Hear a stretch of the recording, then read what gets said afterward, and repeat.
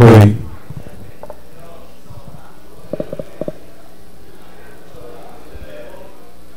Oi. Ah.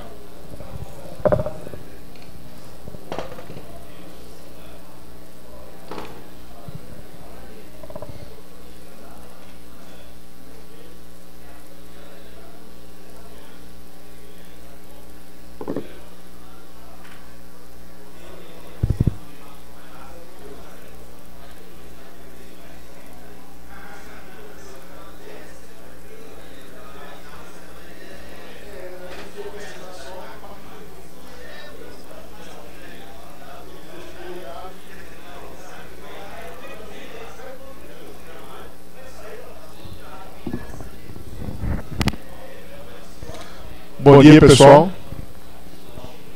A gente vai dar uma tolerância de uns 5 minutinhos para o pessoal que está chegando poder tomar o seu lugar para a gente começar os trabalhos do dia, ok?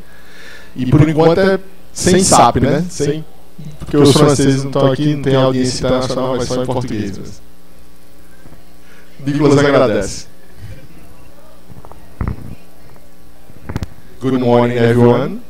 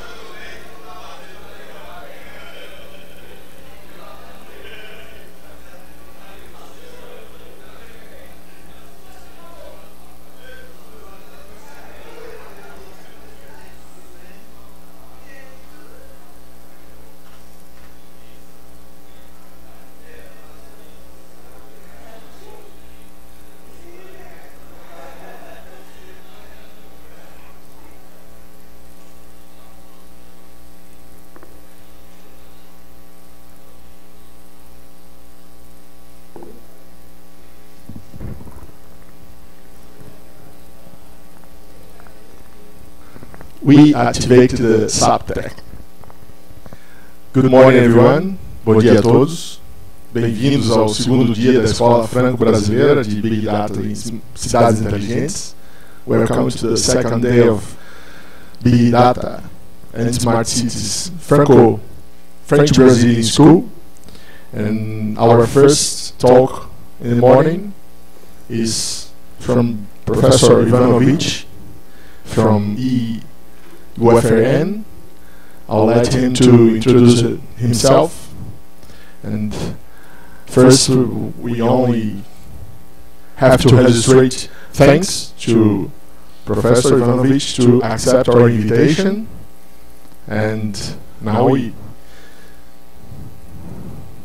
the talk is with Professor Ivanovic. Hello. Sorry. Good morning, everyone. Thank you, Professor Felipão, for your kind introduction and the invite to participate in this great school. It's a pleasure for me to be here, of course. In the next 2 days, I will try to give a very brief introduction about some examples and APIs using Python to solve problems in the data science and, of course, in the smart cities context, whereas the core business here is in this.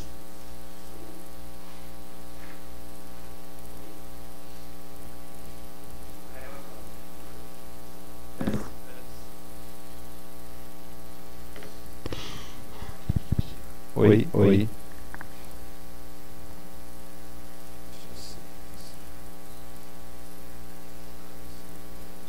Okay.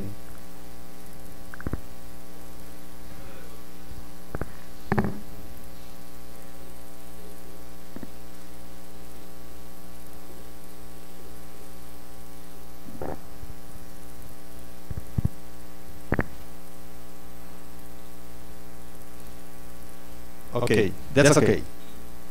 Apenas the slides.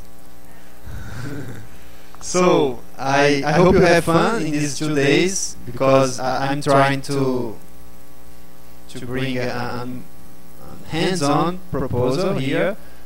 First, I will just give an early introduction, some ideas, and after that we will coding so much.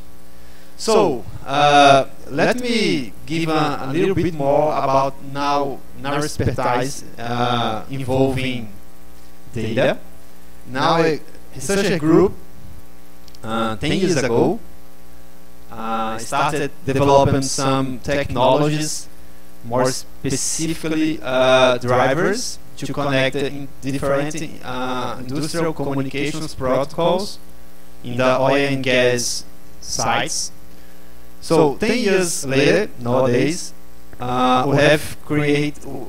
we can collect this big amount of data, we can analyze them, you can visualize, and mainly you can create insights to improve the efficiency of that sites, that's industrial plants.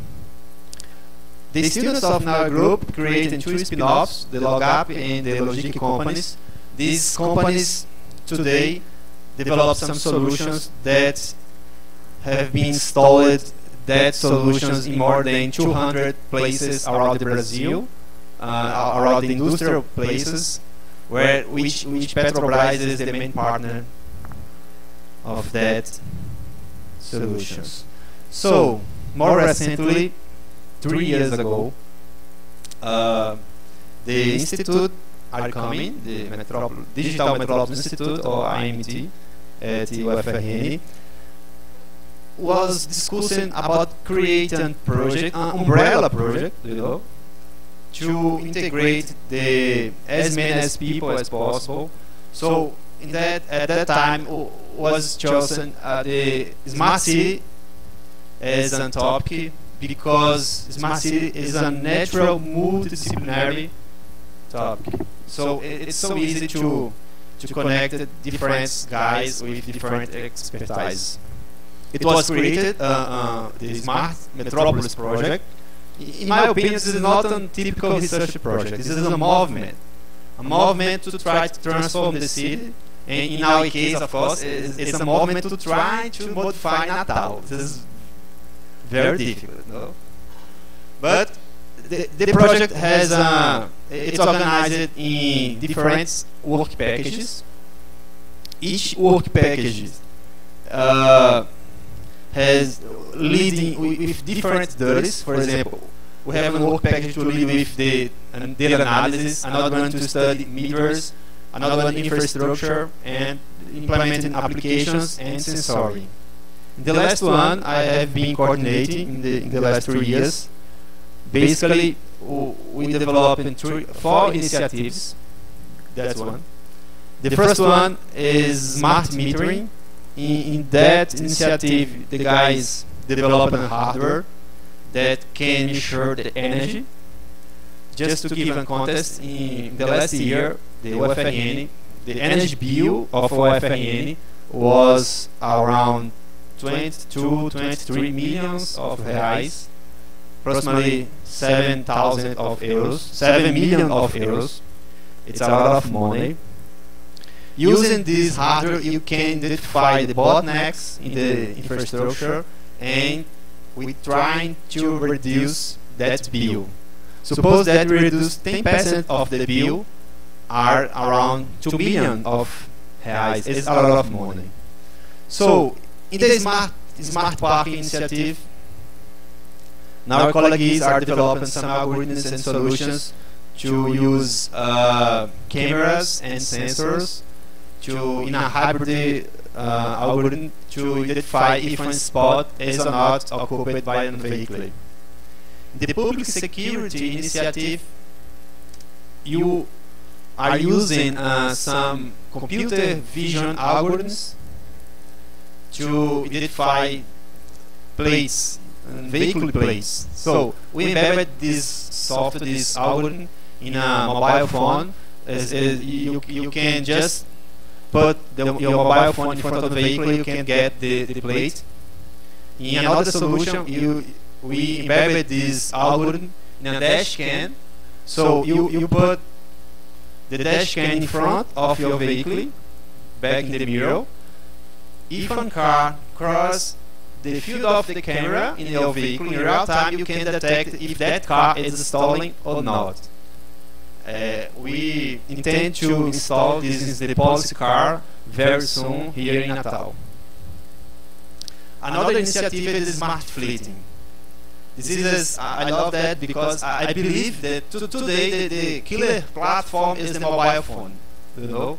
But in the very soon, in the future, I believe that cars will be the next platform of development. So we developed an hardware, an OBD hardware, almost diagnosis hardware, and that hardware, you connect that hardware in the vehicle. All vehicles has an interface to connect that hardware. So you can collect in real time all sensors of the car and send that information to the cloud. In the cloud, you can create insights. For example, we can identify if a car has a problem before the problem happened. Another application is to identify the driver behavior. This is very important because driver behavior is correlated with the fuel consumption. Just to give an example, in the IFRN, we have around 300 vehicles, public vehicles. If you can minimize the fuel consumption in 10% per year, we have a lot of money. I'm sorry. Just a minute. Okay, so we have 4 initiatives. I think there are a lot of work to do, but we collected some results nowadays. This is very interesting. And of course, we always open to collaborate with everyone has interest to collaborate. So, more recently, 2 years ago, as you can see in this Google Trends picture here, big data and data science was already a buzzword. Okay, there's a debate about that, but at that time I decided to enroll in a course, in Big Data and Social Analytics at MIT, to understand a little bit more and learn, of course, a bit more about hands-on approach to develop solutions in that area. So I convinced the university to invest me, of course, because the course is so expensive, and in return I promised to share all content with the community. It's just what I try to do this moment. Yeah. So in that course I noticed upheaval. This is the guy, where the guys, my co-workers, were in that moment. Some countries like United States, Canada, Hong Kong, Singapore, United Kingdom were investing so much in that area. I thought that I need to bring this to Brazil. I'm altruistic thinking, and how to bring this to Natal, for example, and to transform this knowledge to share with this knowledge with as many people as I can. So I talked with another colleagues and tried to convince that this area is so important, and these areas are open opportunities of jobs.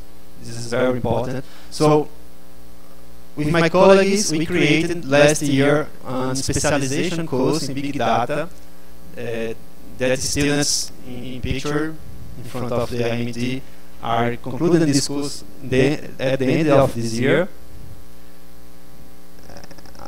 Nowadays that guys are finished the monographies. So I could convince another guy to create other courses in different levels in the university to share the data science area for all the students. And today I'm trying to maintain a kind of curadory with all materials of that course in my GitHub. The link is github.com /Ivanovic. So I suppose the organization sent an email for everyone with some instructions to do in this tutorial. Just to note how many people clone the materials. Okay, it's necessary. It's so easy. It's just to install the Git and clone the repository. Okay, I put this presentation just now before I started. It's just to type git pull and get the updates.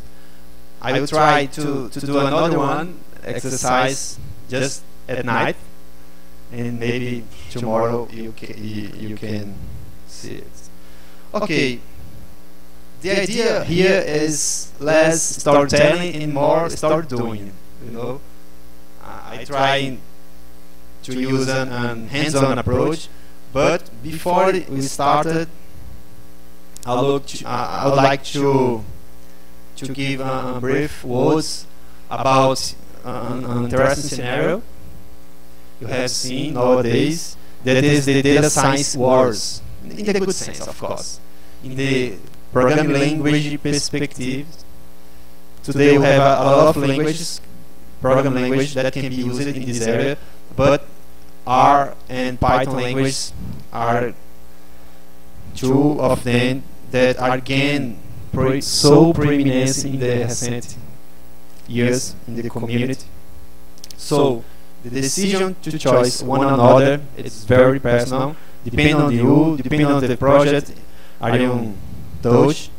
But I think if you have a computer science background, Python is more easy to adopt, and if you have come from engineering and a statistical one, it's more easy to adopt R.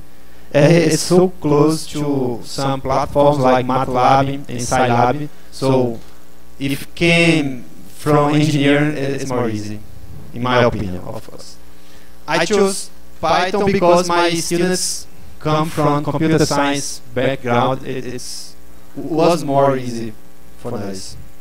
So, okay, the IEEE every year release a language ranking. Okay, language ranking, there is a debate about that, but using different metrics. In the last year, the language C was the top of most used languages. Python was in third, and R in fifth. And in this year, in July of this year, another ranking was released, and Python got the top. Okay, and R falling one position. Okay, this is just a result, but it's a signal of the wave that are becoming recently. So, given we decide to use Python, Python has two versions. What versions adopt?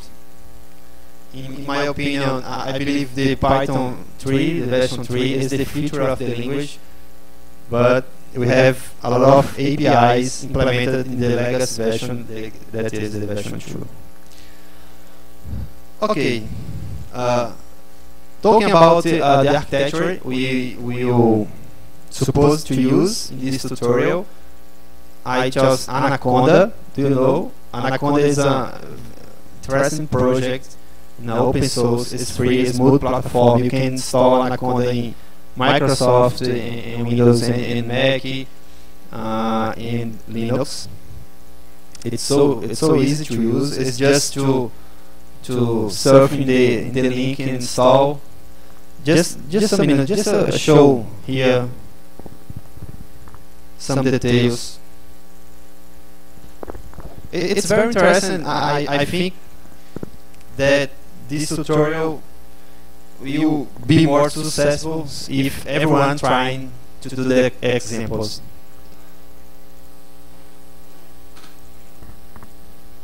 Wait a minute.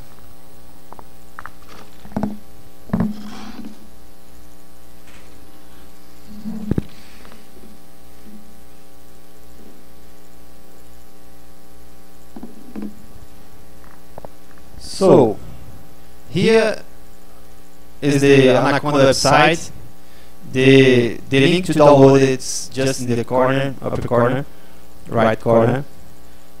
The version that I will use depending on your operating system, but we adopted the Python version 3, so you need to download this version here.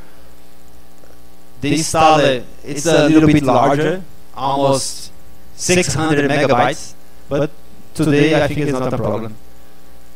So the installation is very easy, nice approach. Okay.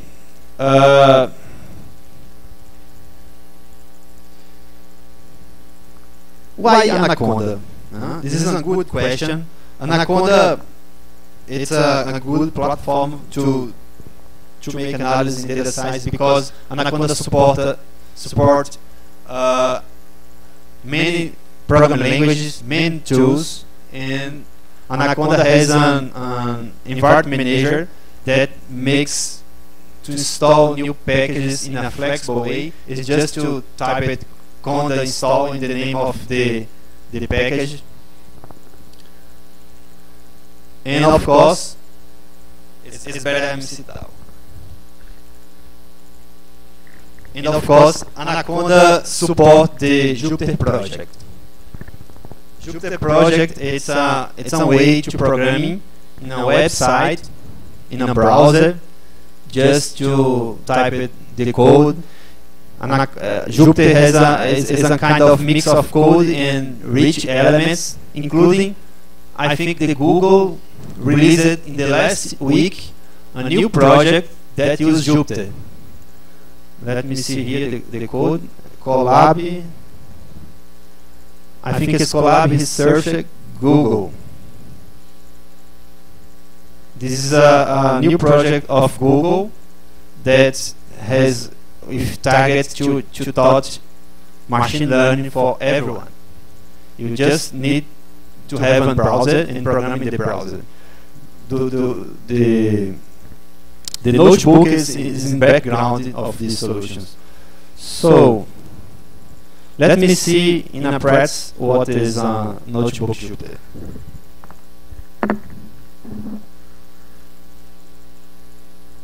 When you install the Anaconda, you will see an interface like that. You need to open the Anaconda Navigator, and you need to launch the notebook.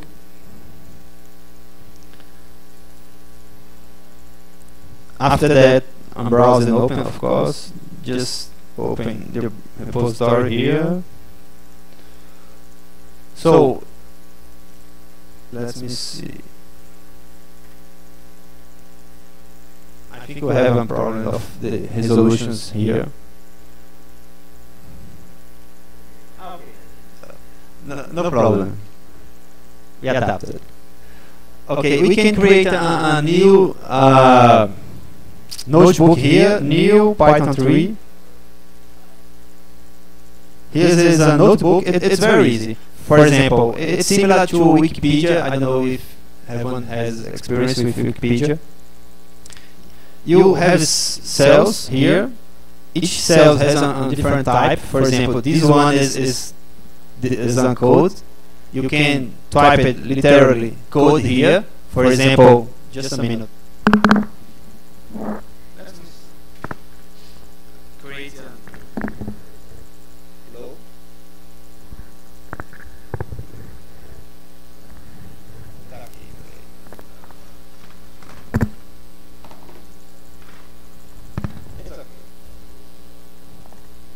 For example, I will do a very simple hello world code here.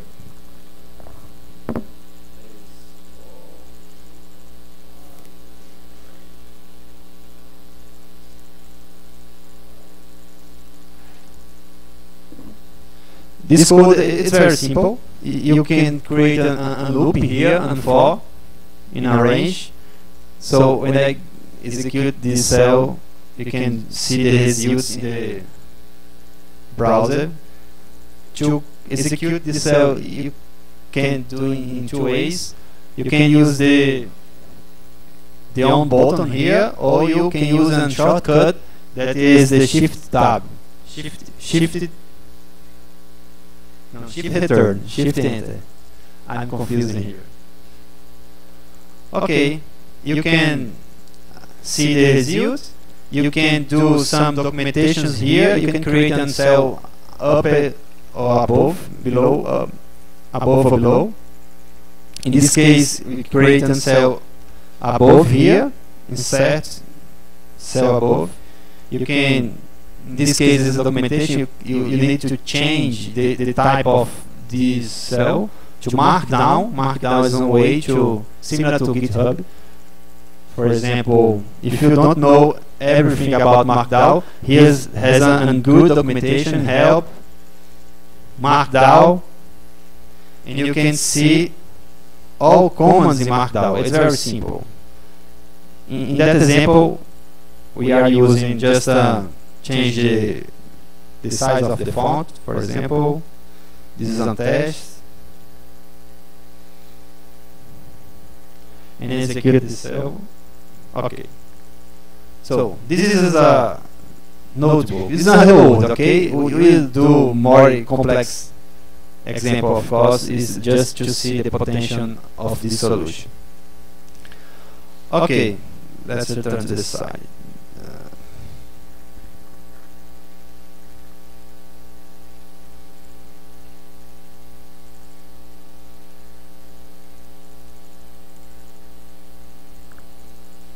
Okay, so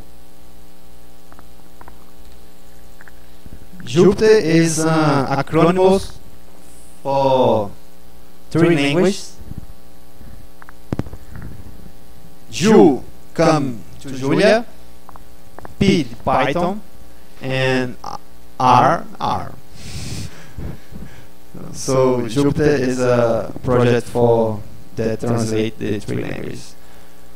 Okay, and talking about Python, this part I love it.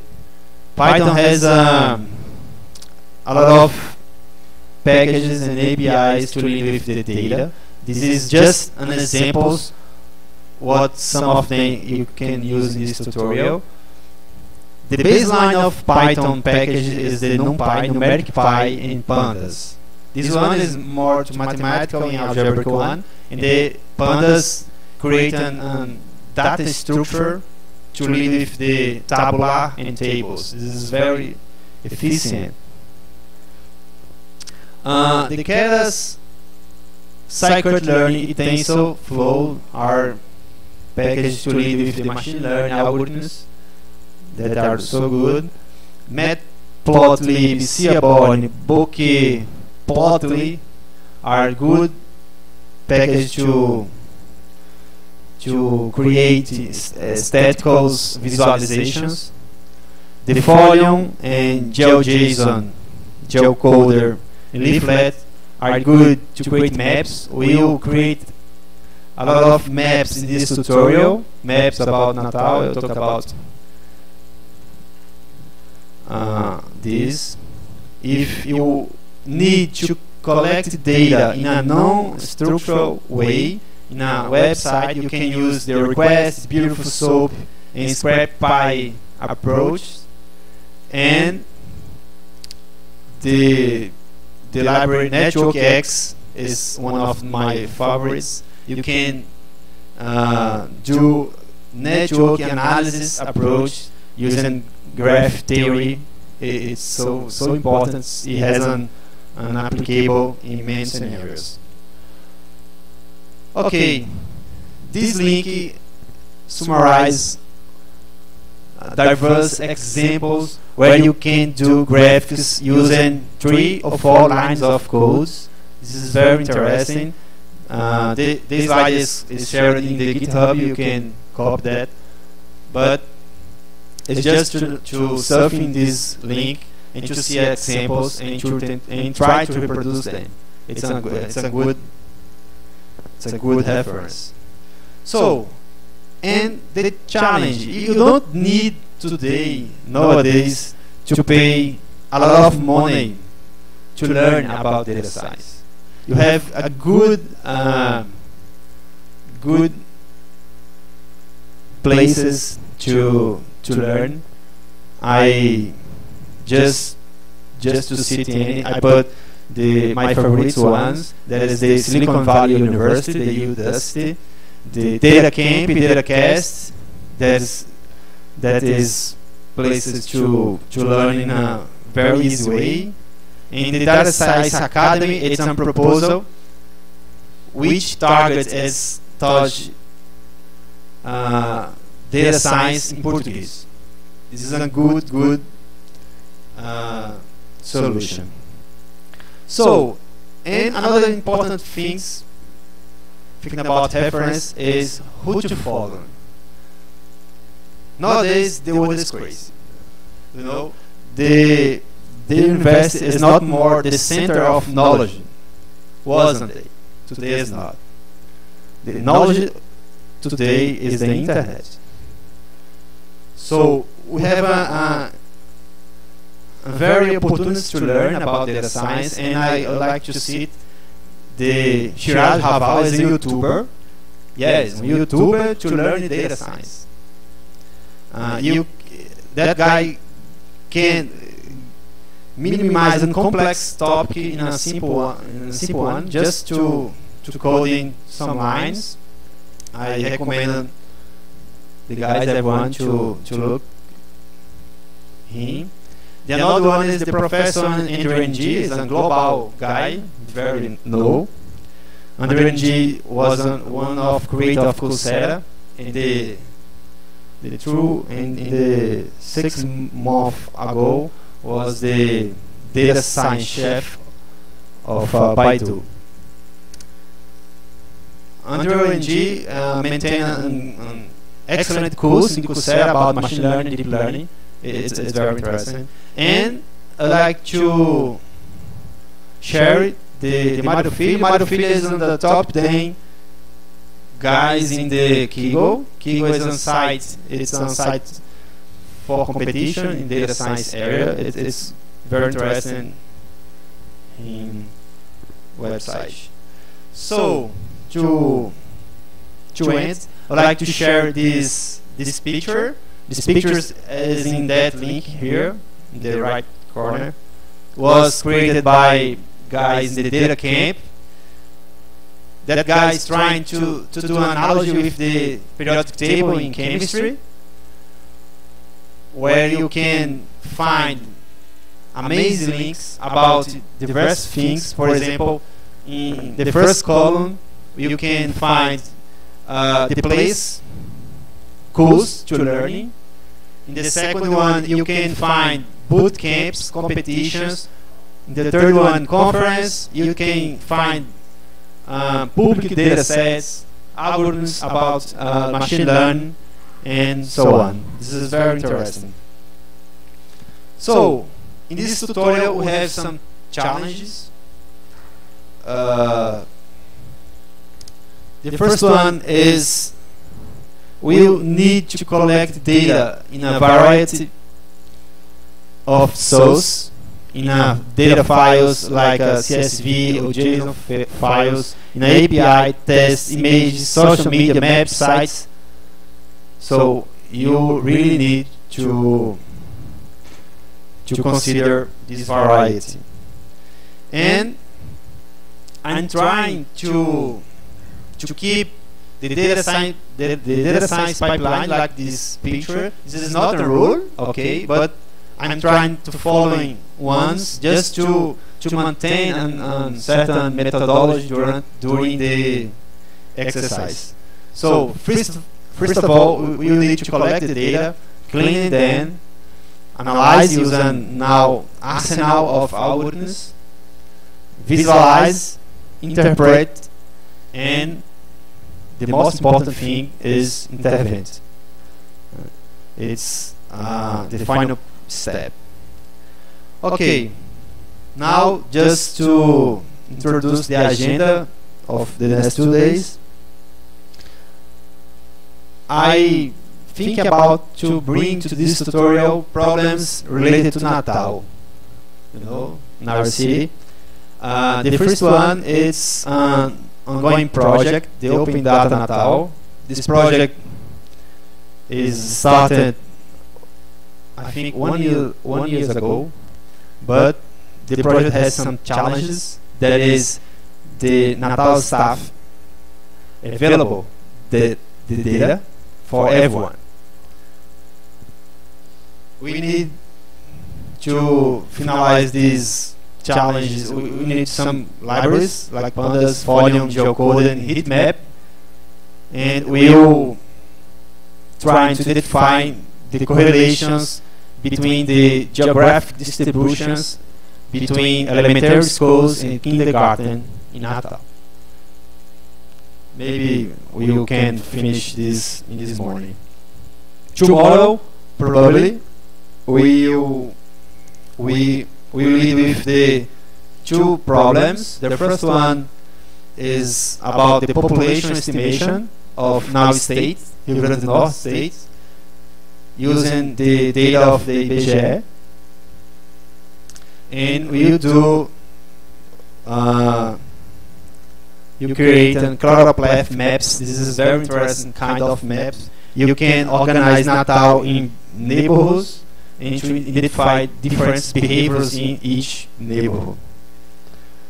And after that, we'll try to use the Uber API to understand the price and time estimations for different locations in Natal, and as soon as possible to note if it has different prices in different neighborhoods. Okay, this is finished my introduction. Now I'd like to start the coding. Okay, it's very important to have all things installed, of course. About the time, we have good. So,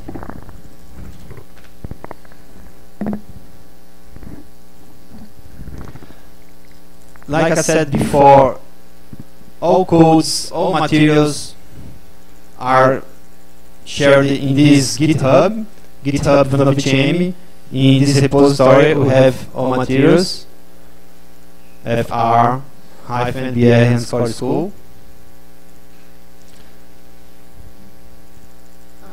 That's good.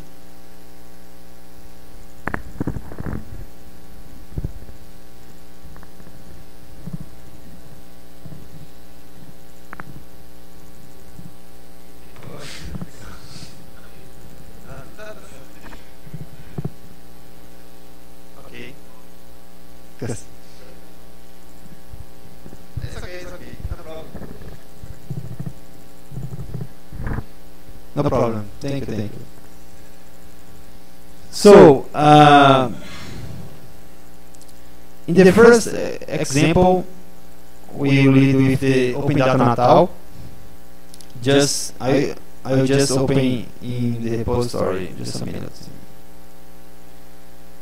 Okay, Open Data Natal.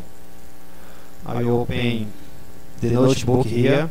The notebook file has an extension IPython notebook. APYNE. Okay. Here's the notebook of this example.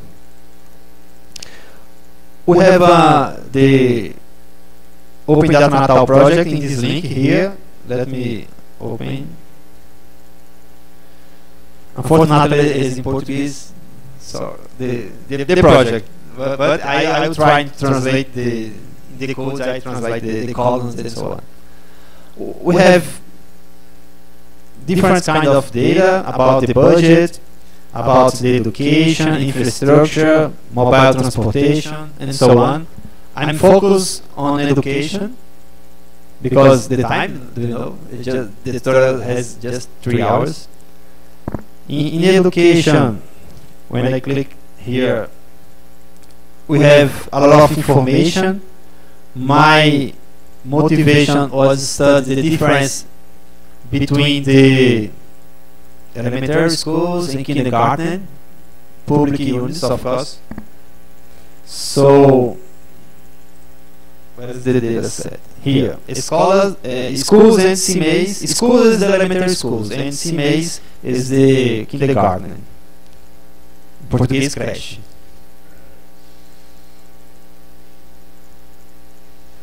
So, the data are outdated, 2014, but I need that Natal staffs can update in the future with more recent data. So, you can find these informations here. Okay, here you have all data. There's some columns, and columns has an identification, the what zones the unit is, south, north, east, west, and north. We have a code, the name of unity, the address, the neighborhood, the zip code, and the phone. So the challenge here is to get this information and to discover in the map where the school is. So you need some packages to base it in an address to find the latitude and longitude positions. It's exactly I tried to do in the notebook. Okay, my main questions here is just to understanding how are public elementary schools and kindergarten are geographically distributed in the city. Are there shadows areas in the city, in the Natal? For example, some zones has more schools than the others. This is my motivation. Okay, we need here some packages. Pandas is the basic one. Pandas has installed in native installation of the Anaconda, but we have others that we need to install. So the first one is the Folium. Folium is a good package to create maps.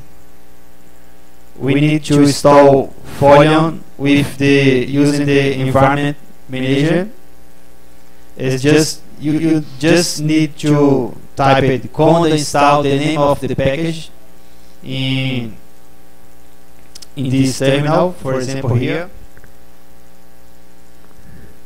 you go in the Anaconda Navigator. Here's the environment.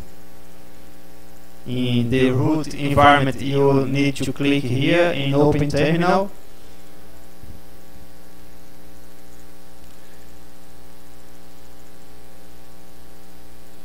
In here, you type it that command.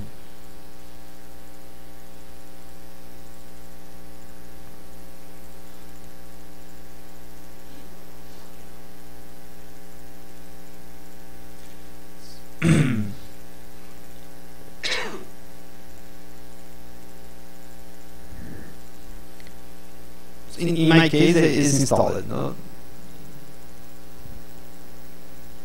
What? Ah, sorry.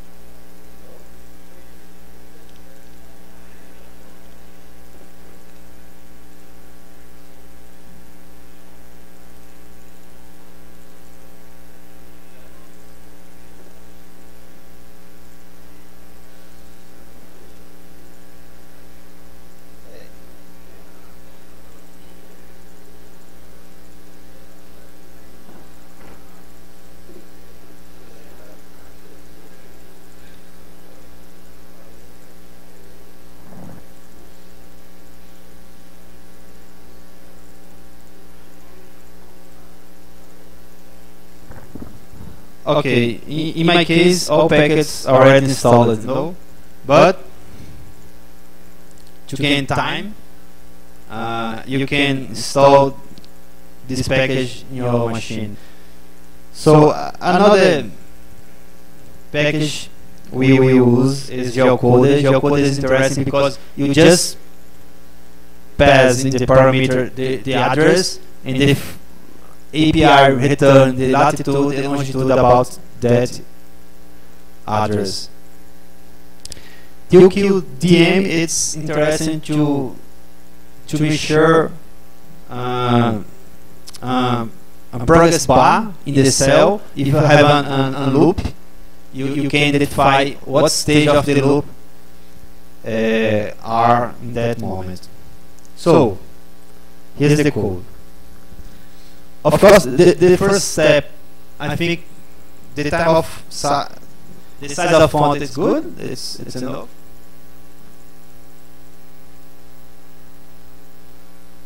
Not good.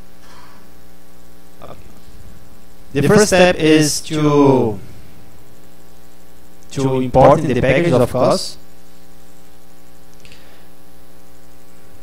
And the second one is to collect the data. Okay. Here we need to surf in that site in the Open Data project here, and to get this link, you know, in the Ctrl+C, Ctrl+V, copy and paste, and to put here in this address. I got the address of schools, elementary schools, and the kindergarten, and after that I'm using the function of pandas to read an CSV based in an address or based in a local address here. We need, like on CSV, we need to inform what symbol is used to separate the columns. In that case is comma.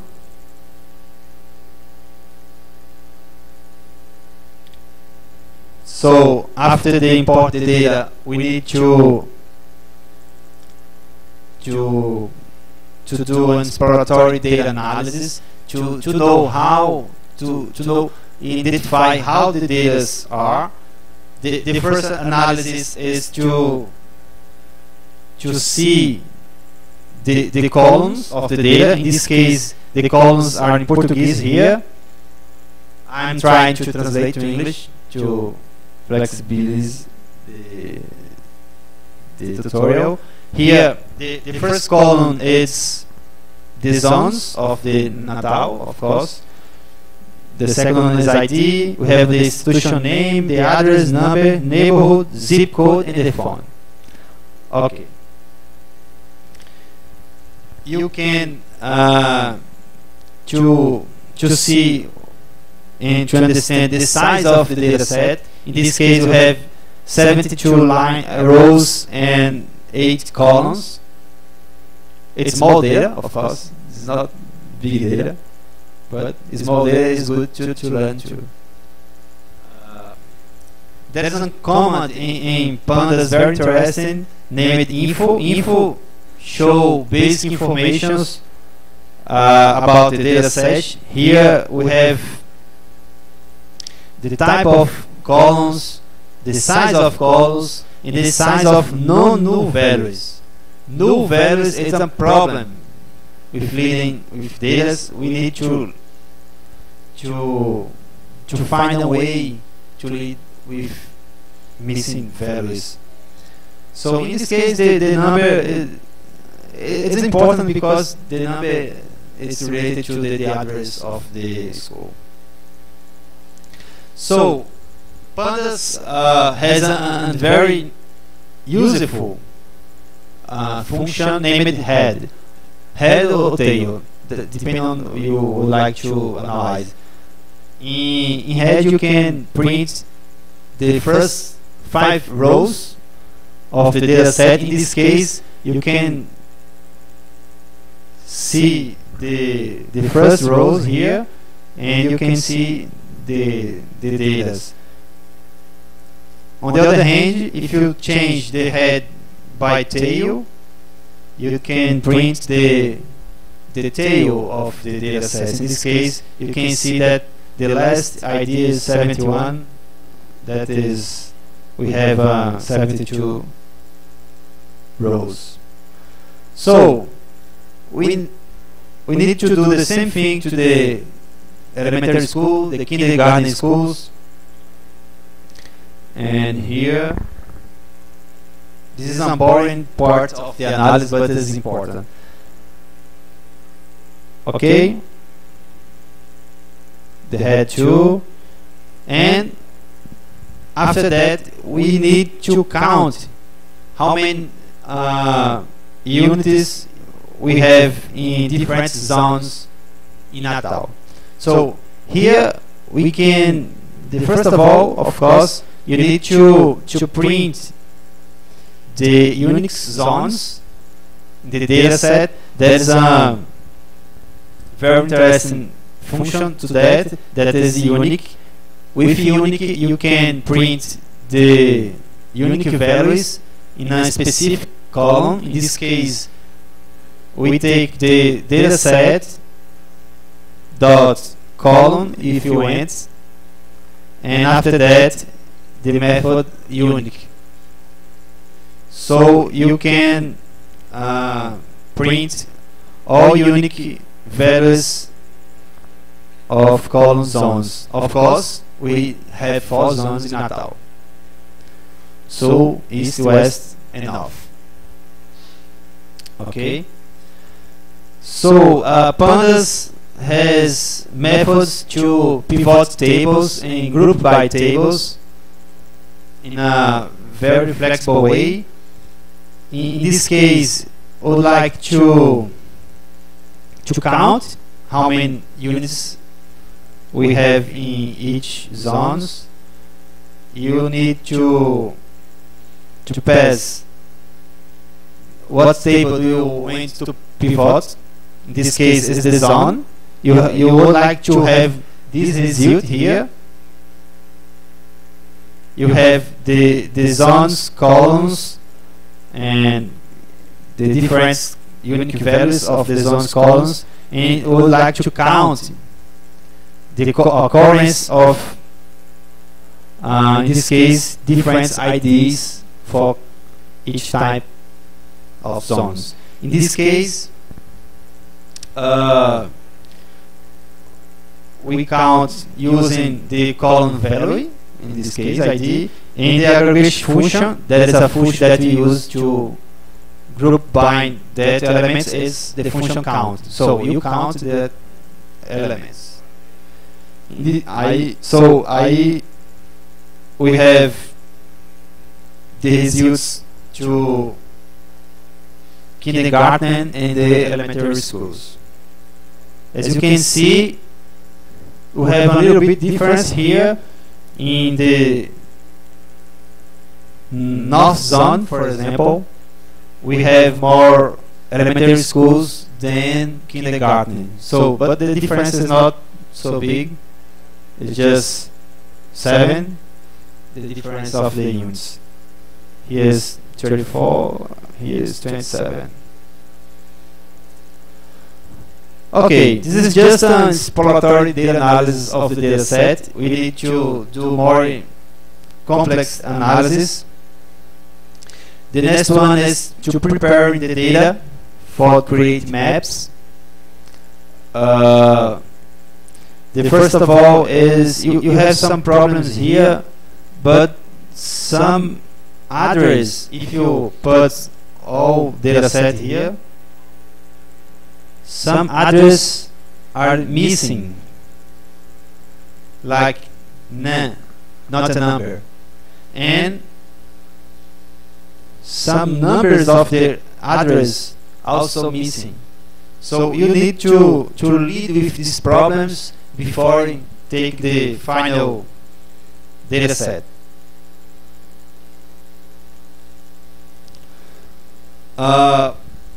In pandas, there is a command to do this in a very flex way. There is a command named fill, fill, not a number. You choose what symbol, what object would like to fill that missing data. In this case, I'm using blank space.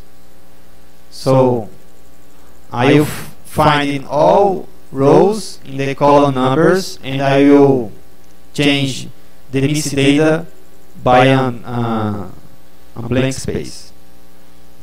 So I have another type of problem here, because some address are with SN.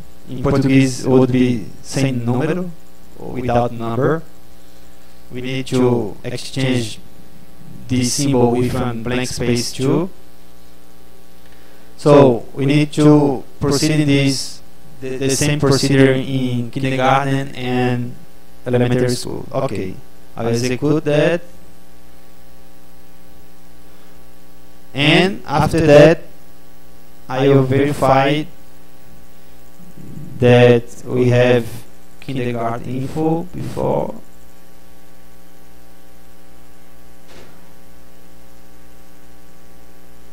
As you can see here, look that here in the kindergarten info we have some rows missing, 73, 73, 72, and after the proceeding we can normalize, and everyone has 73.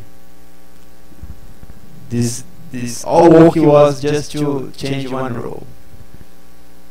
In this case, you can change the font, but in this case font is not, the number of font is not important. Okay, this is a boring part, the next one, because we need to merge the columns to create a new address like that. For example, in the original data set we have the address and column address, then column number. So the proposal here is to merge it then in just one, and use this string to based in geocoded method to find the latitude and longitude of all addresses. This is what I did here. So I have been created new columns, latitude and longitude,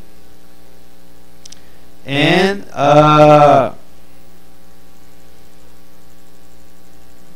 when I create that columns with the default values, in this case is 0, you can see here it's 0 in all lines. I create a new column to specify if that schools, that educational unit is an elementary school or a kindergarten. I do the same procedure with the kindergarten and elementary school, and after that I merge the all data sets, the elementary school and the kindergarten, because it's more easy to work just one data set. In Portuguese, the type, the name was strange, you know, because it was cagar. I need to change the name, but in English it's not a problem. Kindergarten. Okay, after the merge, we have just one data set with all information we need. So, of course, I did this before the tutorial because we need to request information to the Google. Tell me what latitude and longitude is the address. If everyone here trying to do this, Google will block us, because you will receive more requests in a short period of the time. So I created a CSV with all informations. You can see here in the repository you have a data set on CSV file with all information. Okay, I will read that. How you can see, every row has information about latitude and longitude. Okay, I will not execute this cell because it's just one. Will make a request to Google, and I have sure that will block me. So in home, you can reproduce this results. Okay. Here is not a problem because you not have missing values. Okay, I can jump this cell because I have the information here too. Okay, here we have the data set. It's already to do visualization. The first step is choosing appropriate icons to the put in the map. Just do a spoiler and show the results. Let me see. Here's Natal. The green one is elementary schools, and the red one is kindergarten schools. As you can see here, let me.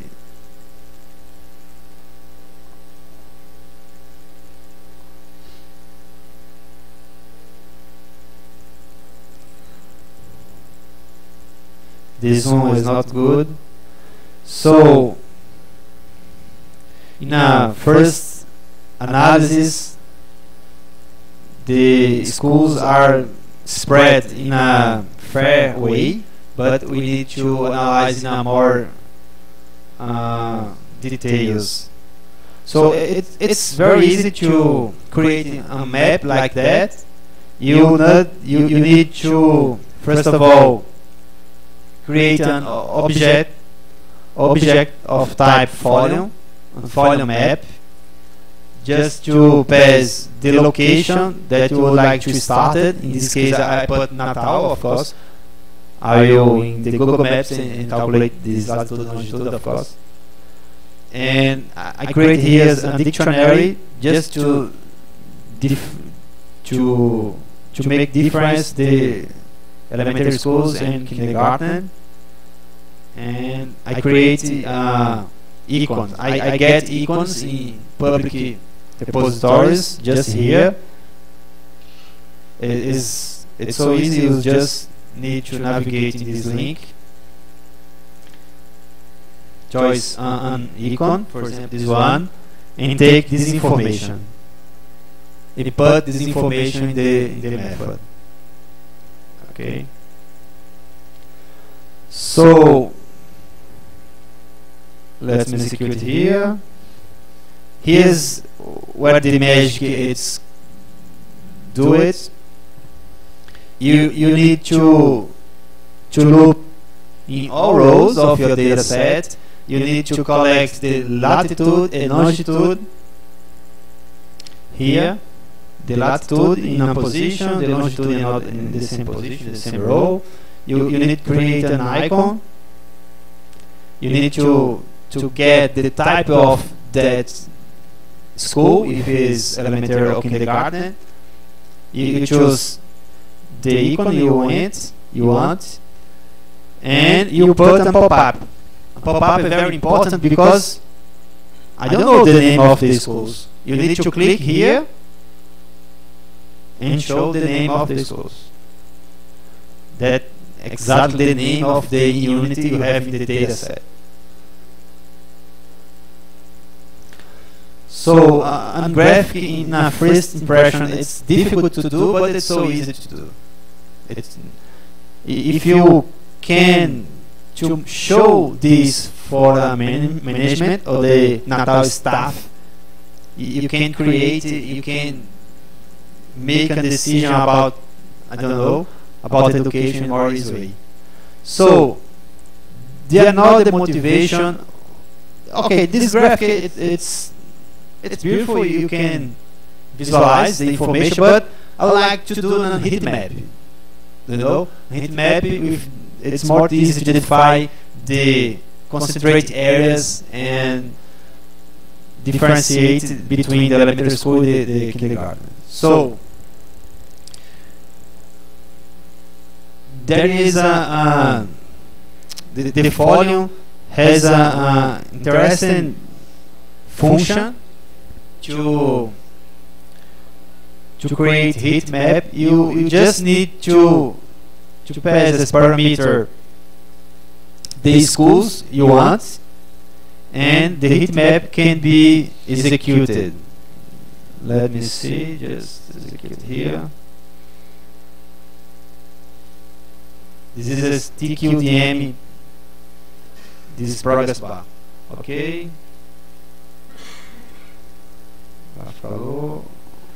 Okay, and finally I create a heat map about the elementary school in the left.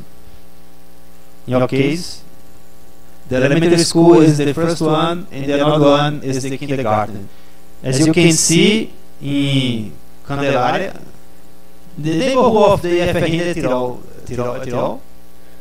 It's IFRN is. What is the IFRN? It's here, no? We don't have any elementary school here. No here? Yeah, because like the stadium. Yeah, only public. Yeah, yeah, exactly. Yeah, I think it's around here. No?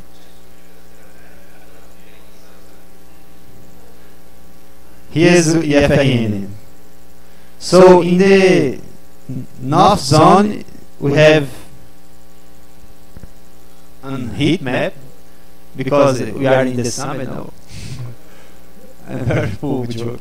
But let me see here. Okay, let me see fair with the two graphs. I will do a zoom out here, one zoom out here. It's okay. In Ponta Negra neighborhood, here, more or less, we have more kindergarten, I suppose that. In the center of the city, here, the numbers are similar, but it's okay. Anyway, this is just a tool to identify correlations, identify bottlenecks in the city. It's just one. Okay, I would like to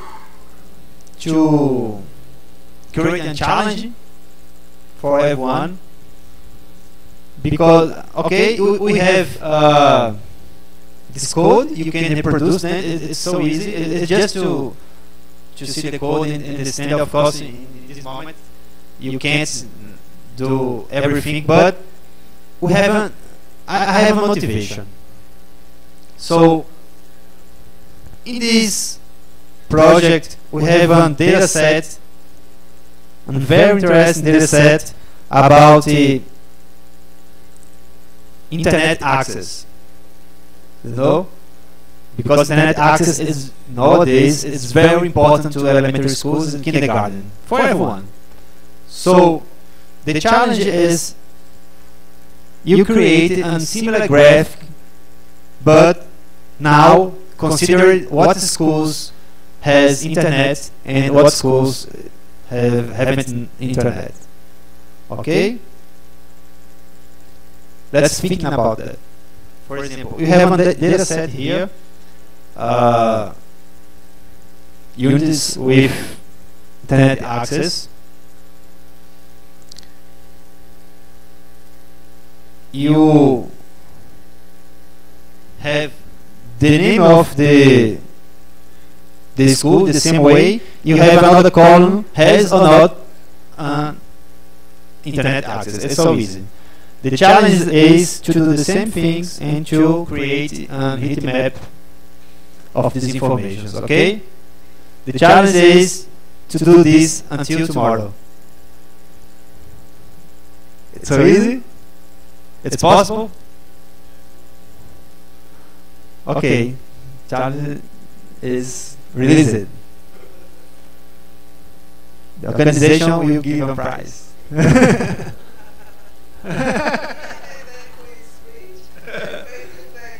Yes.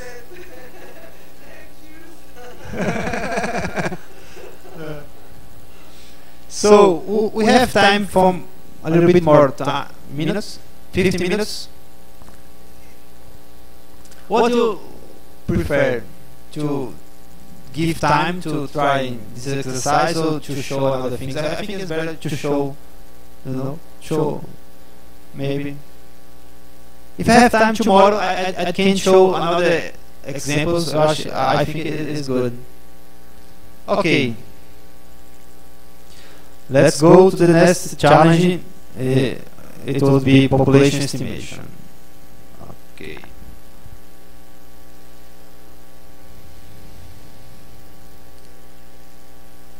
Okay, population estimation. It's here.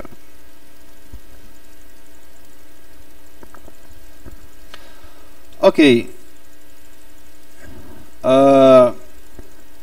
The motivation here is to do. I will show the final results. Is to create graphs like that. These are path maps.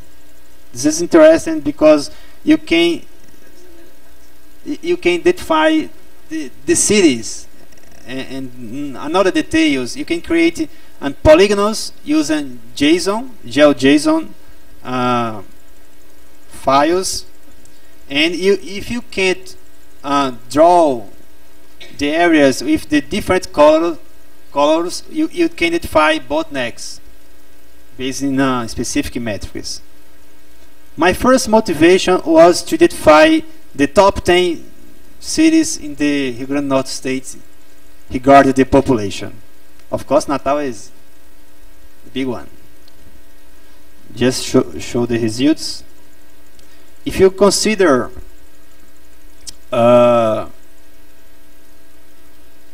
the population estimation in this year, Natal and Mossoró here are the most populous cities in our states.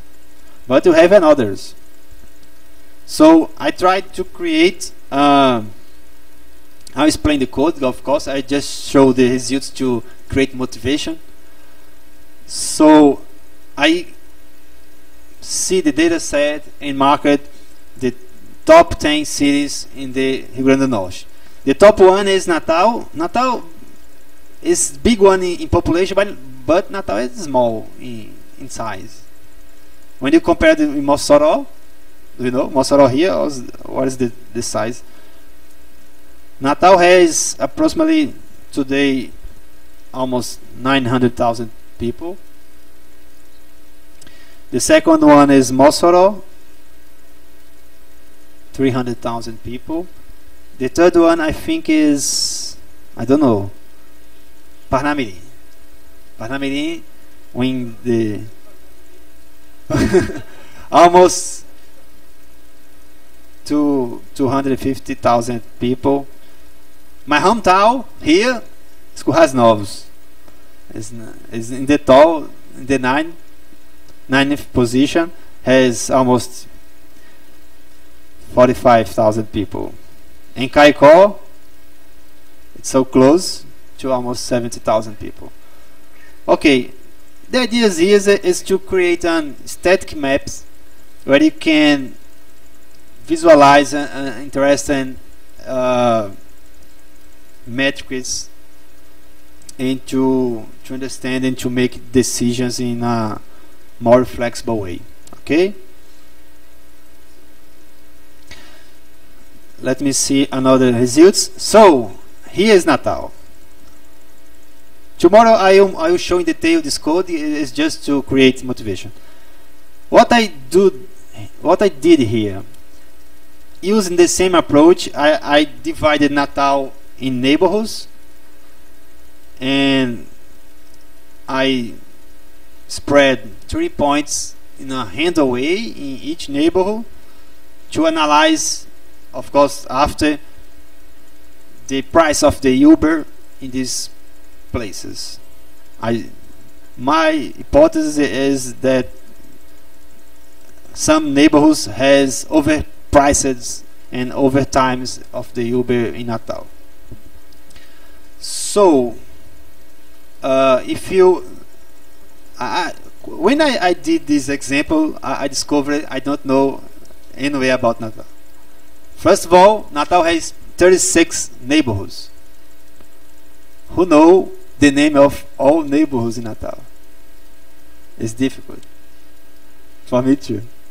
So I discovered some interesting things. For example, if you click in this point, you can see the name of the neighborhood. For example, in this case is Candelaria. IFRN is here. Tirol, yeah, but IFRN is, and we have some touristic neighborhoods like Ponta Negra. We have another neighborhoods like Faixa de Gaza, Pitimbu, where I live. So on. This graphic, it's a way to show the information about the city, and tomorrow you can see that it's so easy create graphs like that. Tomorrow I'll try to show you how to use the Uber API in this kind of graphics to make chloropleth maps like that. I would like to do a graphic like that. It's a hot color with neighborhoods. We have more time to Uber arrive, and more cold color neighborhoods where the Uber arrive more fast. This is my hypothesis. And maybe I will show you information about the open data project in the university, I will try to show the distributions of the professors in our university and another informations. Okay? So we end for today, and tomorrow we will return with more explanations, more informations about the examples I just showed. Okay.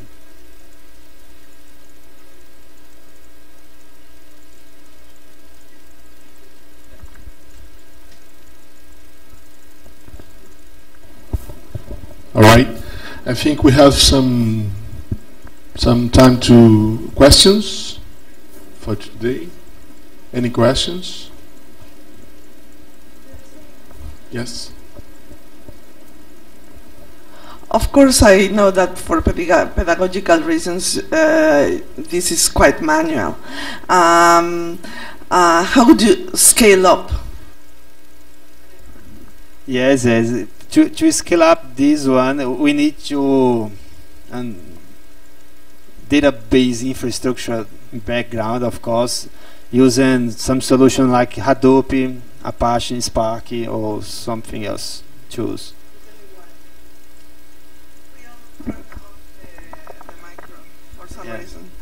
But anyway, I mean, Hadoop would only let you do very fast your operations, but the fact that you are analyzing the columns and knowing that the values are null or that are missing, this is something that that Hadoop wouldn't help you unless you program things in order to identify.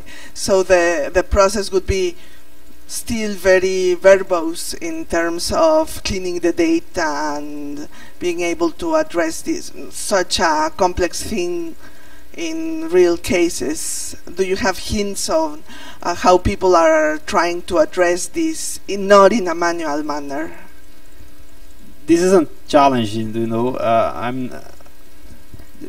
Real-time analysis with this data is not my expertise, but I have an insight that it's possible to create offline analysis, whereas you can data lake and you can extract the information and show some limited visualizations. You can create to the user options to personalize some kind of visualization, but this personalization is limited.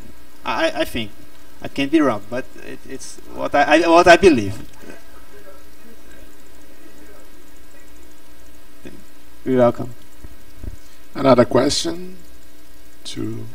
So just on self question. I think I believe that nowadays it's the evolution of computation. It's crazy today. We have passed a good moment to learning.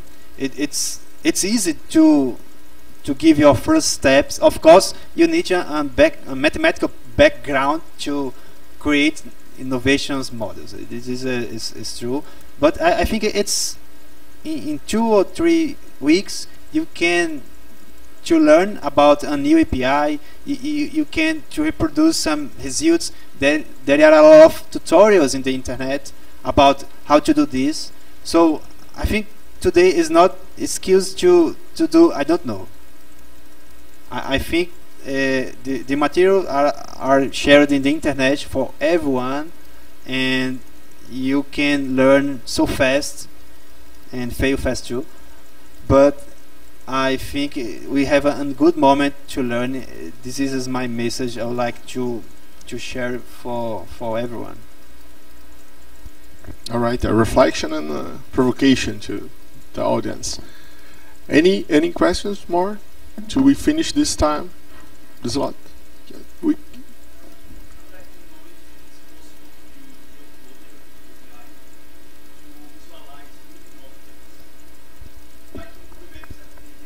Yes, we have a very exciting APIs named Mapbox. Do you know? Mapbox. You can mix that. I think another colleague spoken about that yesterday. Not today. Yes, it's possible to create animations like. Yeah, this library has it's possible to use, but it has some limitation. The number of access, I think it's free until 50,000. I don't know the correct amount, but it's possible.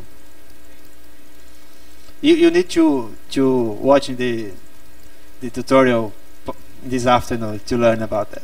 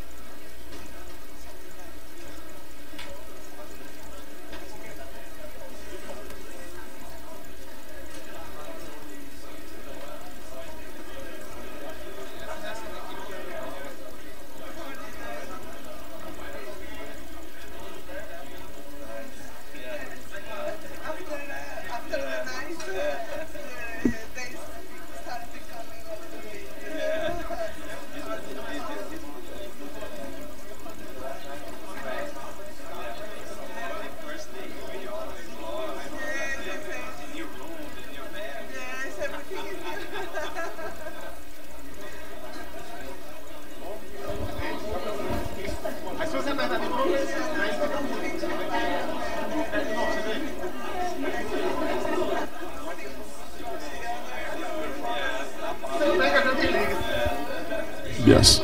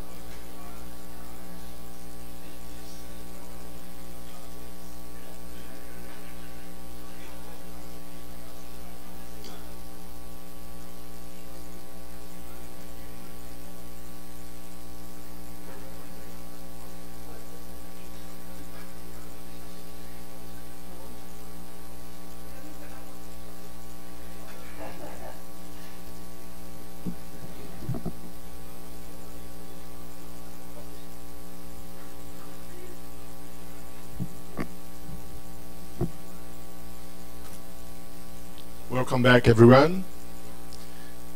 Now we are going to have our second keynote speaker, Professor Genoveva Vargas Solar from NSR and from Grenoble University. We are proud to have you here, Professor, and you're welcome. Thank you very much. I let you have a seat over there. Yes, good. So we can start. The title is a very general and pompous title, and ambitious too, because the idea is to try to show you that today we need to be like in Renaissance. In those times, human beings were asked to know about everything, about science, about art, about everything, okay? A little bit of them, and then try to integrate this knowledge into concluding solutions, useful solutions. Today we are back to these times. We are asked to do that. Within our domains, and this is the purpose of my title, artificial intelligence is back. There's, however, the big difference, which means that now they have a lot of data to play with, and they also have a lot of computing resources to play with. And this makes the great difference with respect to previous years, okay? So us, if you are all computer scientists, are called to know about these, at least about these three domains, in order to expect to provide useful and powerful solutions, for example, for addressing big data and particularly smart cities problems. Okay? So that's one thing. And the other thing, which will be the second message of my talk, is that now no science can live independently. Okay? We need to be multidisciplinary in the sense of interacting with other scientists in order to solve real problems. Okay? Because we can address, for example, smart cities problems in a very empirical and intuitive manner, which will lead to nice apps that we have in our iPhones or smartphones, but that we forget the next day that we use them, we play with them and so on, but in fact they do not answer to real needs, and so we forget them and other applications come and so on and so forth. We need really to address the problems that introduced, for example, introduced by smart cities, which are complex, very complex and multidisciplinary problems. Okay, so this will be the second message of my talk. Since it is ambitious, I will adopt the methodology query by example, which means that I'm going to start from a concrete point, and then I will try to develop the ideas that I have introduced now. There is a more generic term associated to smart cities, which emerged particularly in Microsoft research. They started to talk a few years ago about urban computing, intending to show that making a city smart, or whatever it means, is not enough. The problems are urban problems, and we have to address them in this generic and more a greater view. Okay, and urbanization, the idea is that is a rapid progress that has modernized many people's lives and engendered big issues. And the big issues you know because you are citizens of these complex cities. Okay.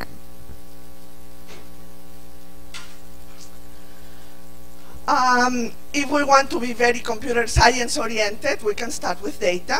And what happens is that we know that it is possible today, because of the evolution of the technology, to have access to many different data collections. Okay, those that were yesterday in the tutorial and today too have seen that it is really possible to have these data collections. They talk about human mobility, they are geographical data, and they in fact talked about the way people move around the space, the urban space, which are their behavior. How does this urban space modifies itself dynamically based on this movement and this occupation of people of this space? So the idea is to connect urban sensing. The thing is that urban spaces are dynamic and living spaces that change, so we need to continuously observe them. We need to be like kind of the Judeo-Christian kind of God that observes everything. Okay, so we observe everything. We need to manage the data, and managing the data is a very big challenge because you have to maintain volumes, enormous volumes of data, and if you only think about computer challenges, this means that you have to be rich in storage support, rich enough in order to store everything you observe. Can you imagine that? Everything of every person. That's a lot, okay? Or either have strategies in order to store what is interesting to be stored, okay? And then we are very keen of our privacies. So respecting our privacies, we need to observe ourselves. Very difficult challenge, okay? And then we have to analyze this, otherwise it wouldn't be useful. So what is this analysis about? In fact, what we want to have is a more comfortable experience of living in urban spaces. If I come to Brazil and I do not speak Portuguese, I want to feel as if I spoke Portuguese, okay? And all the environment must help me for that, okay? According also to my preferences and to my culture. We are very close in culture, but imagine that somebody from Asia comes, completely different culture, and the person needs to feel comfortable as if she was at home. Big challenge. And then what are the kind of services that we are going to provide? Normally when you talk about smart cities, you are addressing services of a very small part of the population. The population that has smartphones, that goes around the very nice places, very connected places, these type of things. But in fact, what we have to address is those that do not have the iPhone and do not have the smartphone, with very few connectivity, and those need to feel also comfortable in these complex urban spaces. This is the challenge, not connecting us, we know. Anyway, it is important, if we want to address these challenges, to know a lot about what is urban data, okay? So there's a classification coming from a very famous paper, the first one that talked about urban computing, and they identified many different types of collections that we have to collect if we want to have this vision of these urban spaces. We need to know about the environment, because we want to breathe and not die for doing that. We want to have geographical data, because we have to go through the city and orient ourselves. We need social data, because they are saying a lot about what's people doing in a very easy manner. We need to know about energy, how is people consuming energy, mobile phone signals, because this lets us observe where people is and what is people doing and communicating, communication data, traffic data, economy. This is very important, because we tend not to talk about how much does it cost. Infrastructure costs. Administration of data costs. You need computing cycles. You need storage. You need main memory. All this has a monetary cost. Who is going to pay that? We have been talking about laws. Laws are very nice things, and they give us a reference, but then who is going to pay and make that these laws can be possible and useful for the citizens, okay? So anyway, we have to figure out and characterize all this urban data in order to know how much does this cost, okay? For doing what? Well, that we know already, because this is a kind of old term, in fact, and we have had experiences. If you are traveling particularly, you have had experiences of cities that are very connected and provide services, and you are willing to provide a city that can have these kind of services. You can help urban planning. This is very important, particularly, for instance, in this region. We are numerous people here, and we have to occupy the space in an interesting manner. There are also security problems. We go to stadiums. We get together in carnivals, for example. And urban planning is about knowing how to feel good and how to feel safe if something happens, and that we are all together there and avoid having problems. Transportation, of course, is another one. Environment. Social entertaining is a big market, because, well, we like to have the impression that we are happy. Energy, economy, safety and security, of course. Today in the world we know that this is a big issue to be addressed, and that it can be addressed by analyzing data. And all this we have addressed. If you go to Google, you will see papers and papers and projects, and everyone is addressing that. So where is the problem? What are the open problems and challenges? I'm going to put the definition, general definition of smart city, and then talk about what, in my opinion, would be challenges. So the smart city, if you go down after having this urban vision, we would say that it's an urban area that uses different type of electronic data, sensors to supply information used to manage assets and resources efficiently. And you have the resources there, you have healthcare, energy, and so on and so forth, and you want to optimize this efficient use in order that the city, which is a complex system, can work perfectly for everyone. And as I say, we have nice cities going into this direction. Yet I think that the problem is here. These very nice and fancy cities with smart services have still this kind of problems. And I think that these problems are calling smart solutions.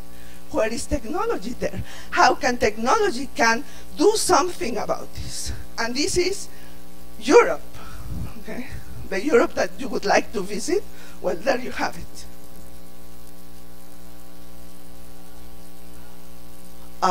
Also here, okay? How do we go to help these people trying to go to different places? Exodus is here in Latin America has been a problem for years, but now in Europe it is a big problem that can be addressed by us. So let's think how. And so I come back to my starting point. We want to address, in fact, complex systems, this is quite complex, in a data-centric manner, okay? What we have for more or less sure is data, because even people with very complex situation of Exodus go through places where there are cameras. They are more or less controlled, so there are still some data behind that can be used in order to help them, okay? But this requires, as I said, multidisciplinary vision, because what we have today is very nice and very interesting. It is the first step. We needed that. But now we need to scale, okay? And that is the real challenge, in my opinion, with respect to all these problems. Now, how do we scale? Well, there is the emergence of new sciences trying to help to scale and address this kind of problems in this multidisciplinary manner.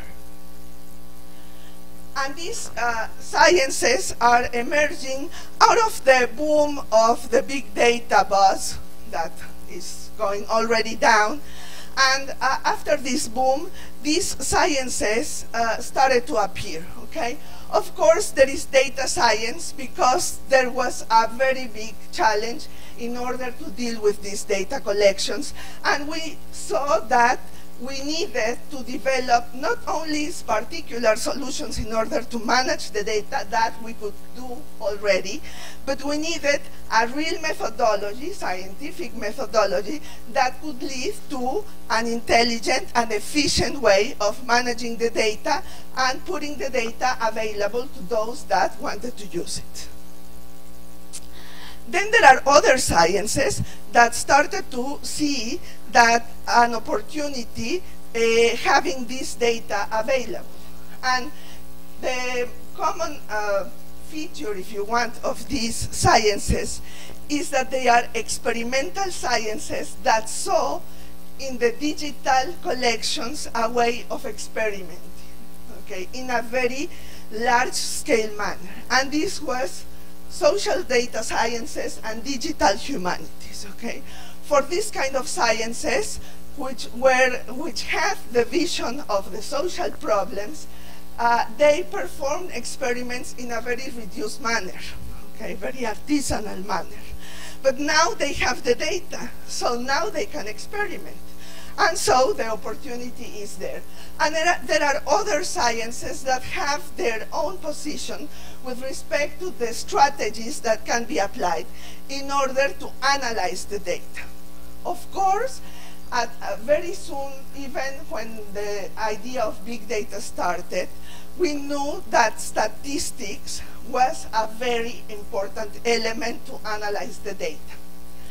Because if you have very complex data collections, it is only by having a quantitative vision of the content that you can start experimenting on it.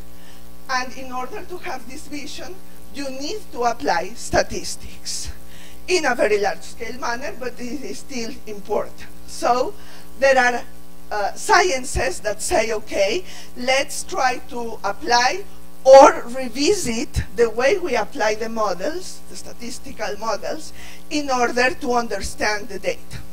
But there are others that have the idea that a statistical vision, a very quantitative one, is not the best way of understanding the content of problems. And there is network science that says, you know, every complex problem can be modeled as a network.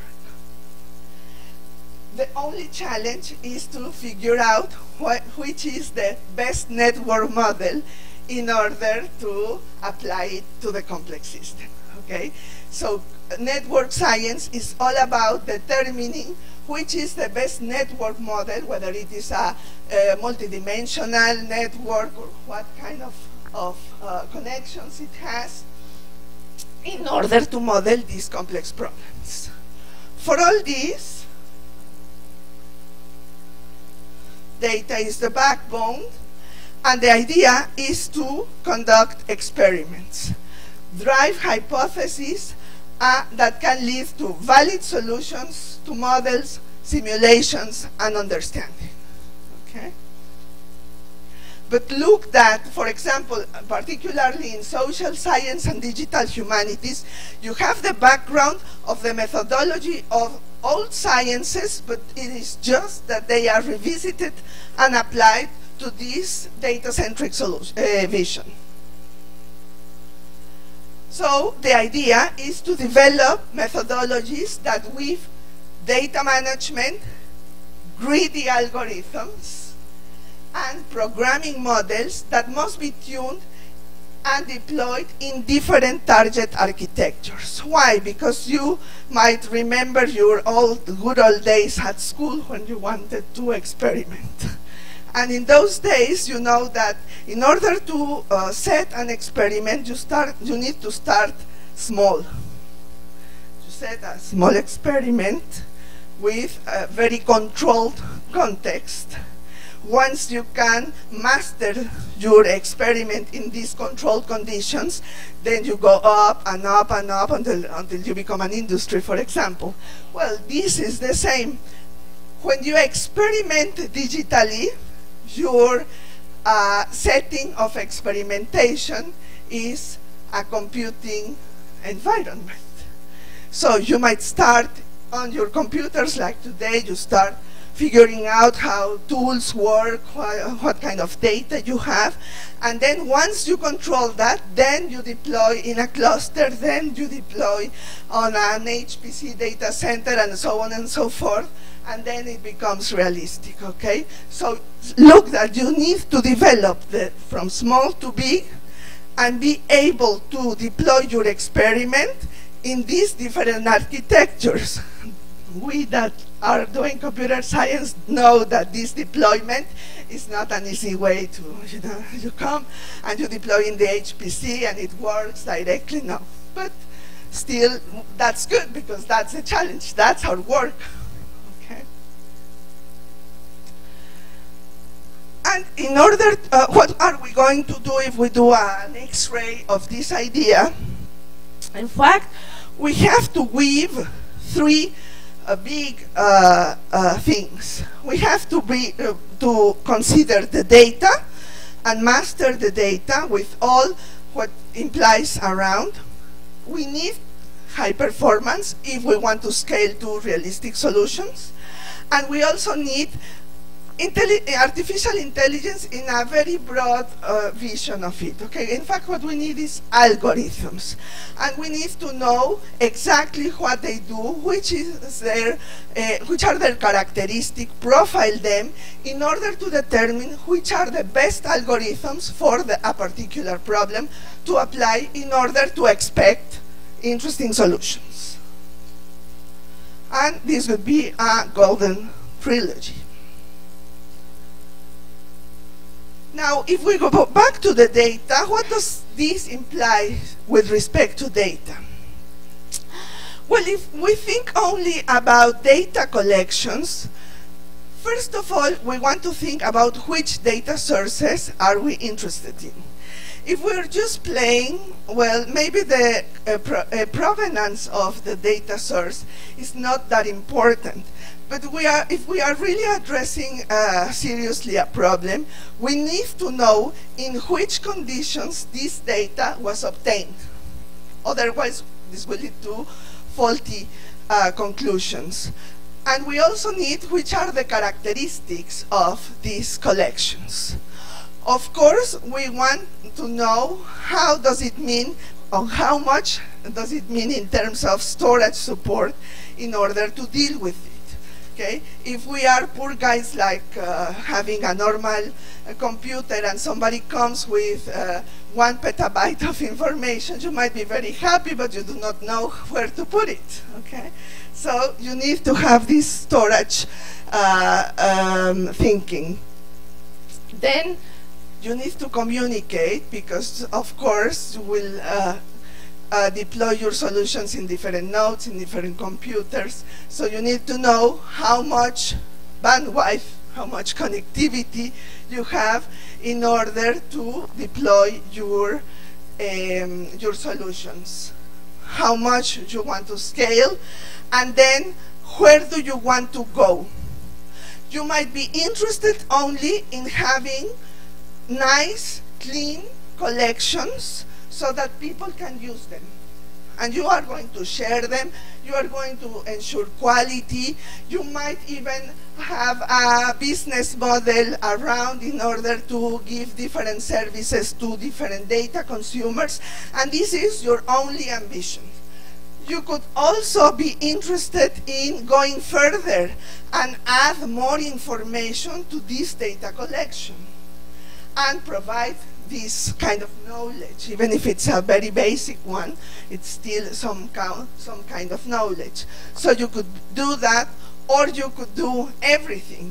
You could try to, given a set of data, figure out which could be the analysis that would be nice to do with respect to their content. Okay? So to design a kind of solution just interesting about data, you would have to consider this. Of course, in order to build smart solutions, I have 2 examples to show about these kind of smart solutions dealing with interesting problems of society happening in cities. I won't be very luminous, I'm sorry, but I think that you can live with that. First of all, there is a big social problem today in the world. I use Mexico because I'm Mexican and I know the country, not because in Mexico we are the only ones killing women. But there is a big problem, and the problem is that there is few knowledge about how women, in which conditions women are attacked, and particularly who attack them, where they are attacked, and which is the path that they were following, the conditions, that dealt to this problem. Was it the context? Was it just that you went through a street and you had bad chance? Things like that, okay?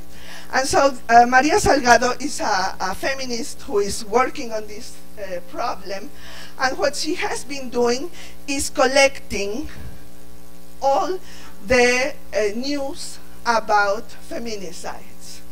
And she has built this map, which is available in Google, trying to identify which are the zones or the states in Mexico which have a bigger problem, okay?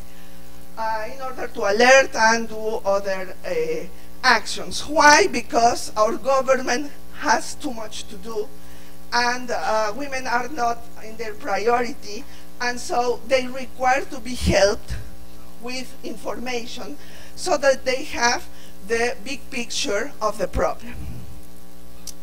So her with a little group of people are generating statistics also in order to understand the problem, okay? Because one thing is to know what happens, but another thing, the important thing, is to understand what leads to this problem in order to give solutions. And there are preventive solutions being invented. And a preventive solution is this. It says you are not alone, and what happens is that anyway you go to the street and you are in danger. So the idea is that you have your application. Of course, again, this is addressed to people having smart phones, even if there are already some very simple, like Sonnet, I don't know how to say that, these little sensors. So you click and it is sent, the signal is sent, okay, so that you do not have to have smart phone and connection.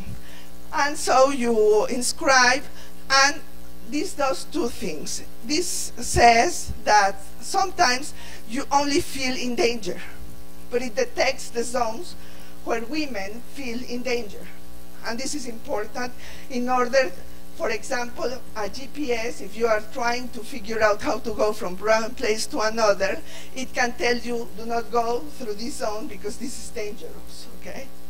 And if you feel in danger, real danger, then you click and somebody is notified about your feeling and you can get help.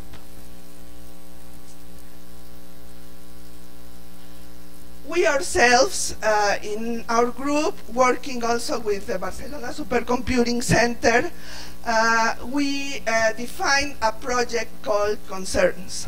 And Concerns is all about managing and visualizing data, where we try to observe crowds. Of course, you can specialize the observation of crowds to people going to the stadium and behaving in some way, and you try to be sure that you can control them, open spaces, etc., so that they can move smoothly within the space. Or you can also think, in fact, in the background of this idea, we wanted to observe the exodus of happening in Europe in order to try to help on that. The project was granted by Microsoft, partially granted by Microsoft, and it considered three main parts. One part is tracking. Well, tracking is a kind of complex thing and not complex thing. We relate on, of course, on the observation of very simple things like the phones emitting or devices emitting connected and emitting some signals for detecting people. We also relate in cameras in public spaces where we could observe how people move. And we part of the partners of the project are working with drones. And the idea is that if you are, there's a crowd, you can fly some drones and observe how the crowd moves from one place to another.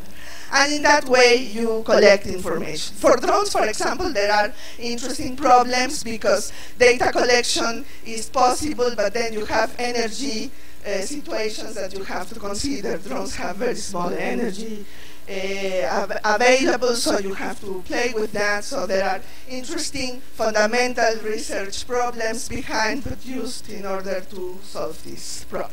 Anyway, we have this tracking problem, and our ambition is to be able to have like zooming operators. So I can zoom a person, and then I can zoom a group of people, and so on and so forth. The question is, at what moment do you consider that a group of people are a crowd? Social scientists have determined that there are patterns. For example, we would be considered a crowd because we are similar people doing the same task. We are in a school. But if we are, for example, waiting the bus, we are not exactly a crowd. We're just a set of people waiting for the bus. But there is no common objective in getting together. Okay, so the idea is to determine whether we have the same objective by getting together.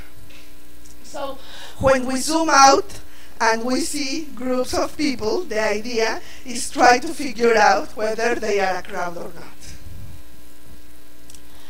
Once, if you go down to people, you can eventually try to profile them. See who they are, see whether two are going together, if they are connected in somehow, and then try particularly to predict their behavior. When you are dealing with crowds, you have to be very preventive, because you are avoiding running people in a small place or a small door and they get hurt. So these kind of things you are trying to observe and determine patterns of behavior. So this is a kind of profiling that we do, and here what it implies is, of course, having information about the tracking, but also other types of data that are related to our observations and that will help decide whether people are moving in a crowd or not. Okay? And then, of course, we keep the patterns because the idea is that eventually this could be done online. So we expect to have enough patterns so that we can eventually guess in a very precise and fast manner this profile.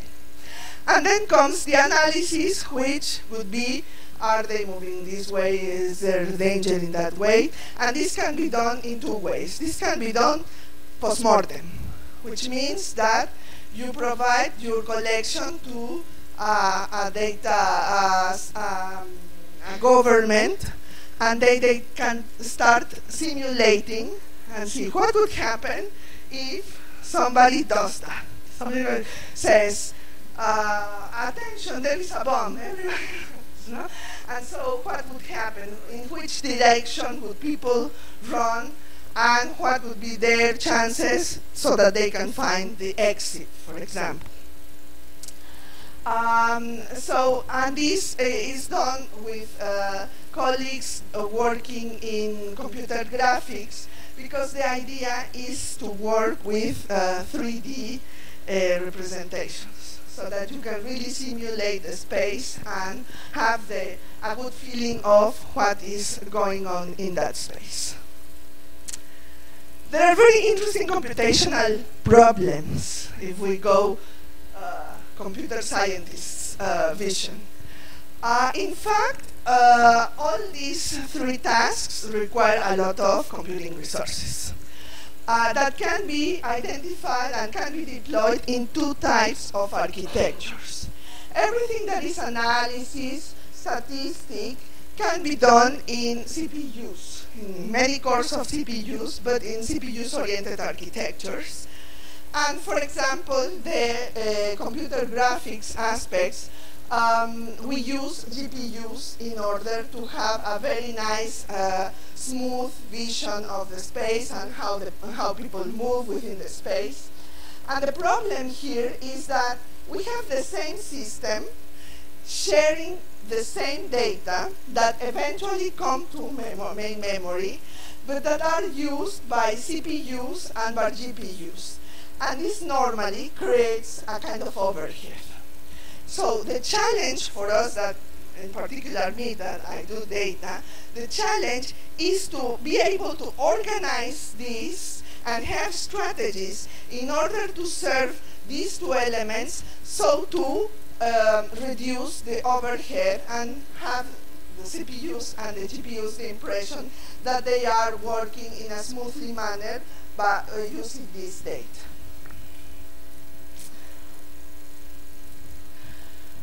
So we are integrating computationally expensive data analytics with realistic character visualization in realistic environments, and we want to give the impression of reality to data analyzers who will be able to make critical decisions. Okay? For the time being, as I said, we do post-mortem, but the ambition would be that you are observing really the crowd and you are online making the decisions of whether to open or show the security exit in order that to show people to go somewhere and not to the other. Okay? This I will skip. This I have said. And now we have an architecture that is already running. So we have, in fact, 3 levels of things that correspond to the 3 tasks that we are doing. So we have all the data collection problem coming from different elements, and that is, and also with different data, that is managed by 2 elements. Of course, the storage element, implying disk, and then also the analysis part that helps us understand and start preparing the data collections so that our colleagues from the simulation part can use them in a smoothly manner. For the time being, what we have used is some the first tests that we did were used by some existing data collections. Today we have other collections that we use, and then we started with very simple things. For example, we used data analytics, very classical data analytics tools like declarative languages in order to clean. We used very transparent infrastructures in order to start working with parallel processes, even if we know that at some point we will have to maybe leave this and go to more low-level solutions. The computer is trying to connect itself.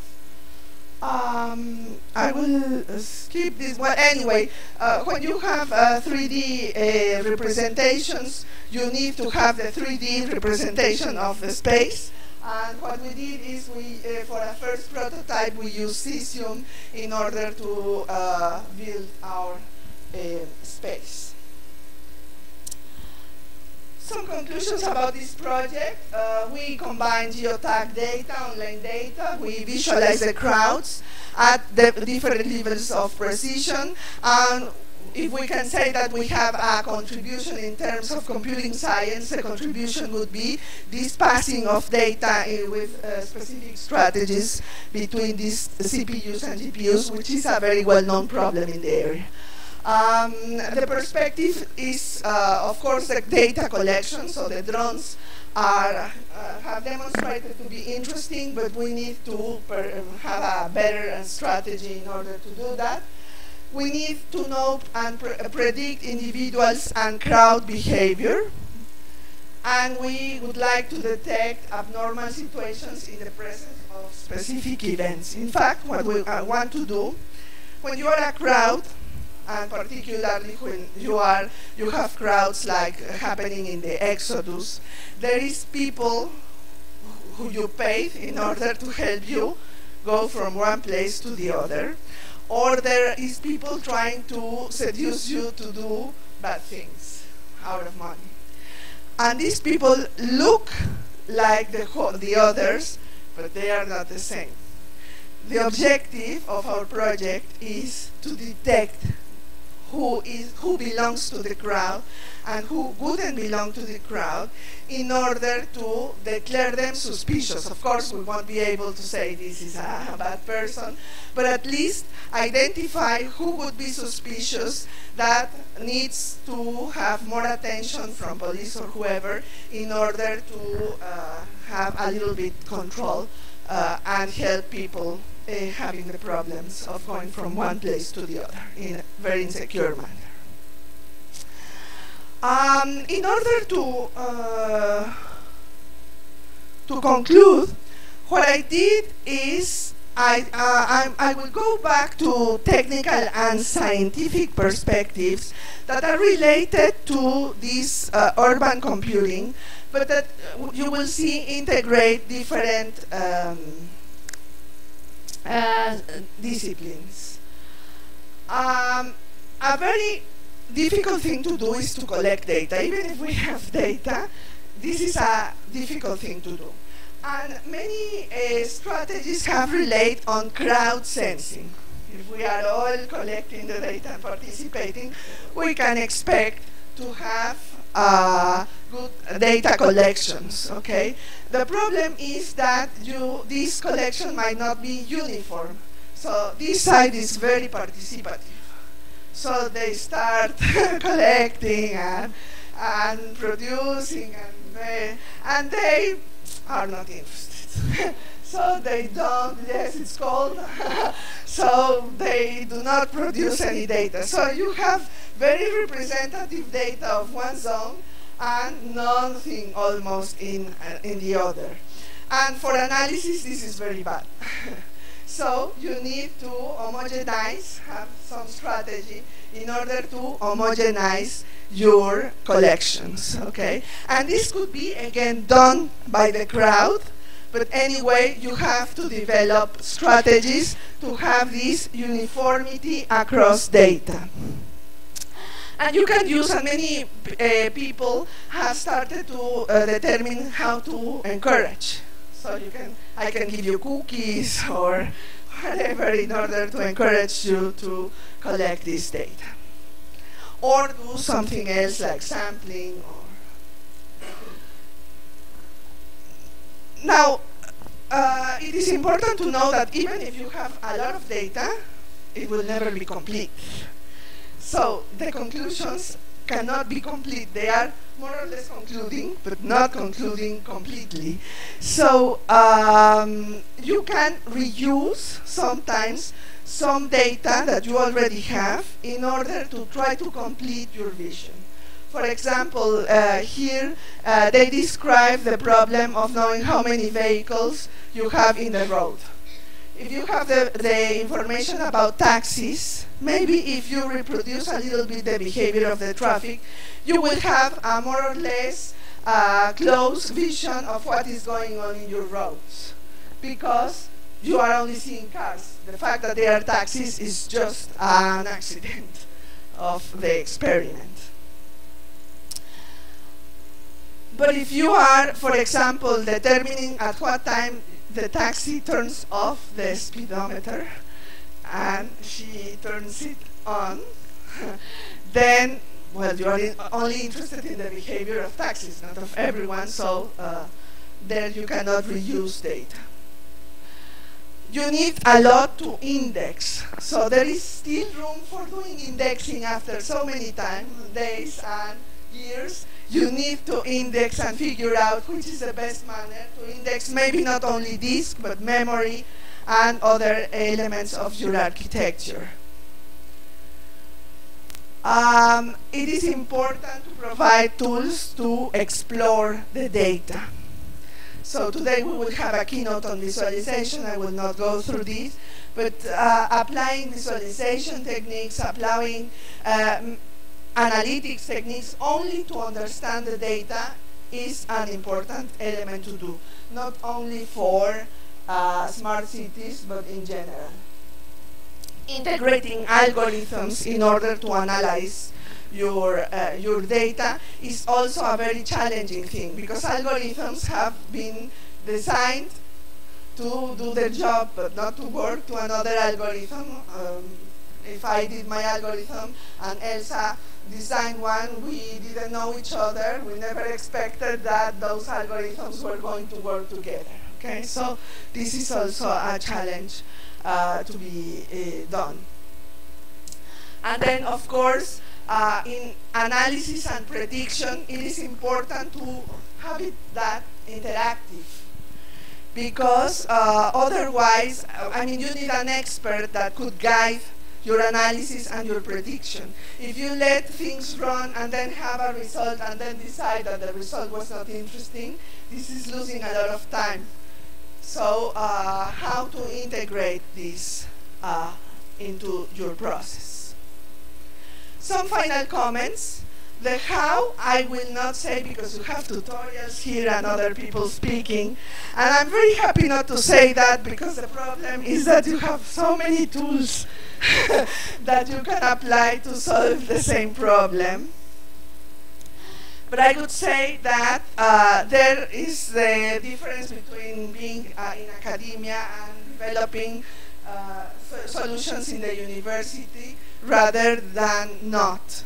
We have theory behind, and it is that that helps us go through this complexity and not getting lost. We first design the problem, the solutions, and then we see which are the tools that could help us. But the background, the theoretical background is there. For doing what? Move from design based on intuition and experience, which is a lot that we have today, into formal and systematic design of systems. I think that this should be very important. And for this, we have to change paradigms, a lot of paradigms, okay? And we have to be open to do that. And hopefully, in order to weave the golden trilogy, and hopefully with more women in STEM. Thank you very much.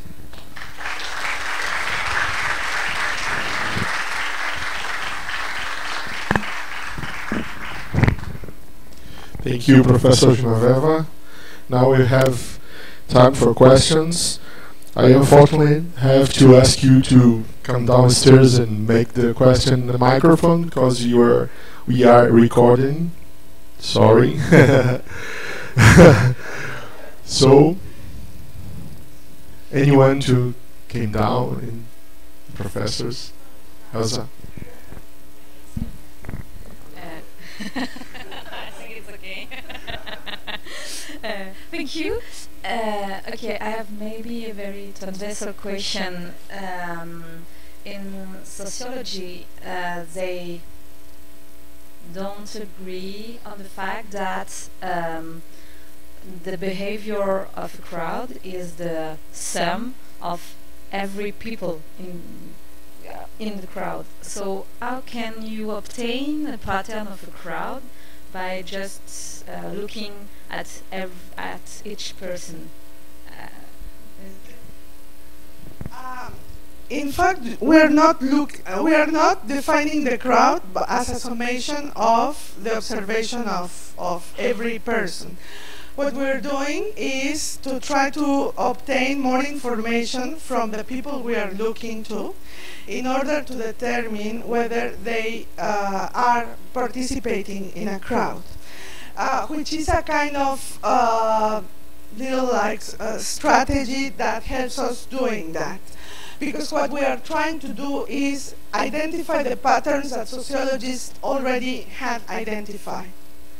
Okay, so it's more a pattern matching problem that we're defining rather than really deciding by ourselves out of the analysis of data.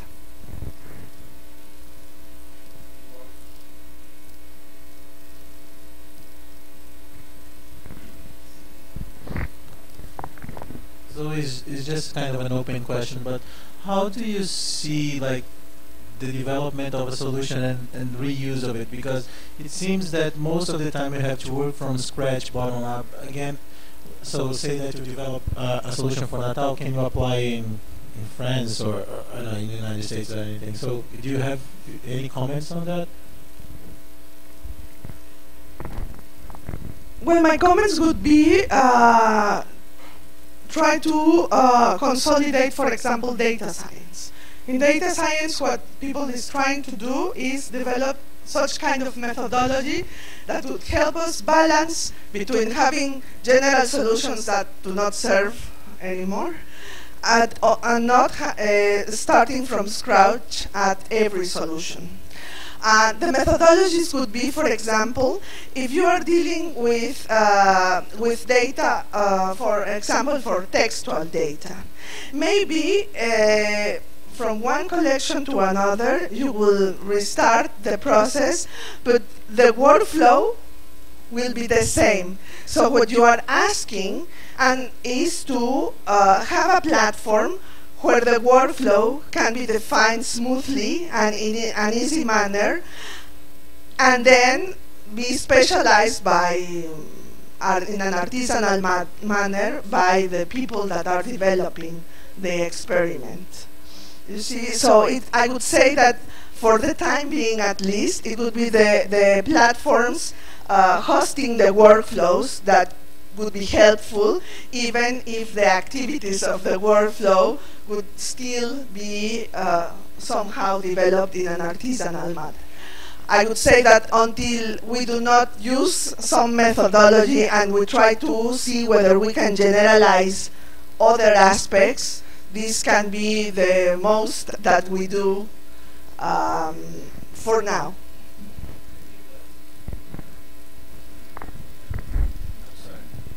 And maybe just if I can comment back, is that probably we need to have data standards as well, because for example, like New York City has taxi data, we don't have taxi data here in Brazil, so if you use taxi data for something there, you cannot do it here. So, and I mean, sometimes we can aggregate data, sometimes we can't aggregate data to different data sets that can't be merged together. So if we have like ways that we can like standardize this across the world, it would make it much easier probably.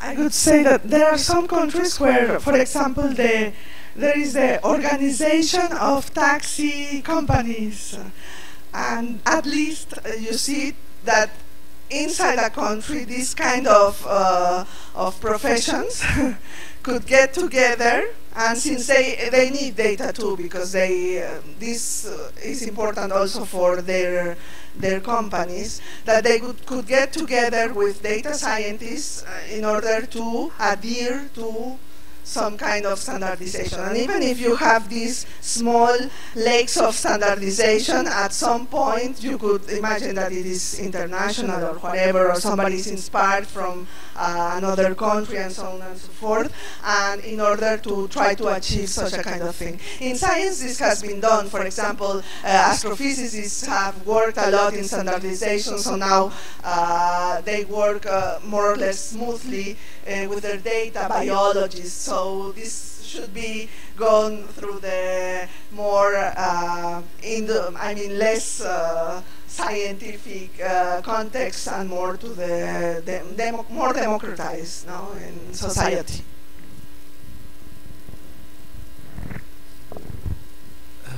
Thank you for the talk. It's very interesting. I'm just wondering if there are some data sets, benchmarks to evaluate, for instance, your algorithm in one use case on smart cities, things like transportation, or I don't know if there are some data sets. Well, there already exist platforms, predefined platforms, that if you're a city, you can buy the platform and you can deploy your solutions on top of these platforms. There are also operating systems oriented for developing smart city solutions. And you have some measuring references of kind of quality that you would expect from, for example, a intelligent transportation system, for example. There are these kind of things exist, yet the problem is that, of course, the quality that you would expect in a, for example, European city, let's say Switzerland, with very controlled transport against some other country where transport is more coolly managed, there your benchmark, I mean, doesn't work very well, no? Yes, yes. But for transportation in particular, there is. Yet it doesn't. For example, you want to know how frequently are they producing data, whether they cope to the data they produce and their behavior, things like that. Whether they are connected or not, because some of them provide Wi-Fi, you know, on the bus. So whether the connectivity is nice, it's, things like that.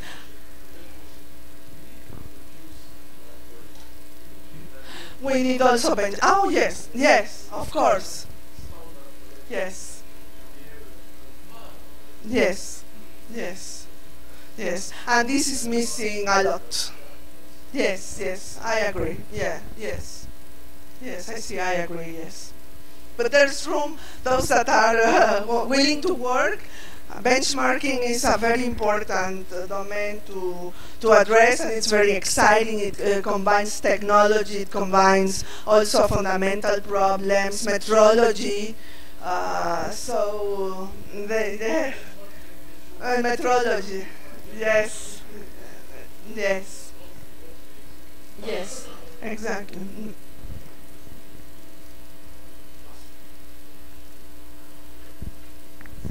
Thank you, Genoveva.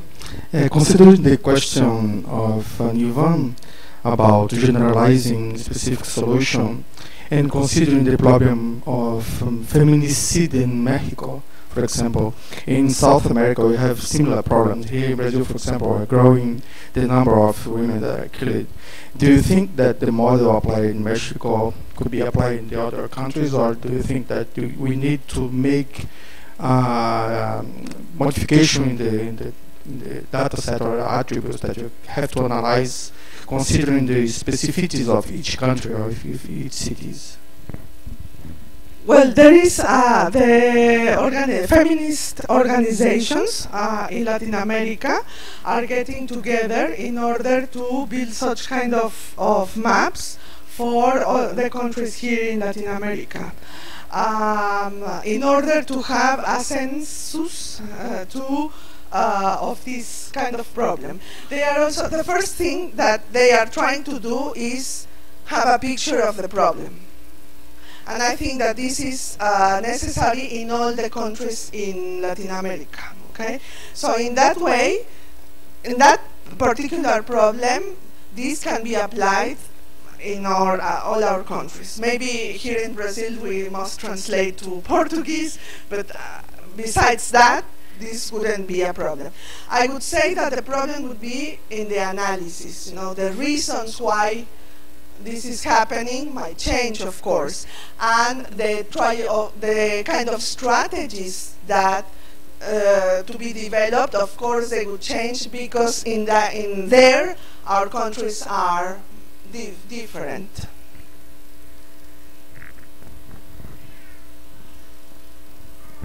Another? Let me explore another aspect, and based in the scenario that you explore in your presentation. How can a graduation in computer science can change the paradigms to fit these new needs of multidisciplinary skills, and how do you think the graduation can change? I would say that in general, not only undergraduates but particularly undergraduates should have a general culture experience. You see, reading, watching cinema, having art experiences. You know, these kind of things that when we are young we tend not to be really interested or fear not that much. So this would be one thing. And also that these courses would integrate new ways of art expression that youngsters have and that are disconnected from adults. Okay? For example, having analysis of techno music. Okay? This, in order to show them that what they are interested in belongs to the global culture. Okay, it will be integrated. That will be one. And the other one is contact with other countries. Exchanges, visiting people, being implicated in social projects. Okay. Instead of having two general things, showing them here is a problem of your country, this is your country, we have this problem, how would you solve this? And here you have another good example, which is this, okay, the coding girl, these actions that show that doing together is better. I would say that in that way.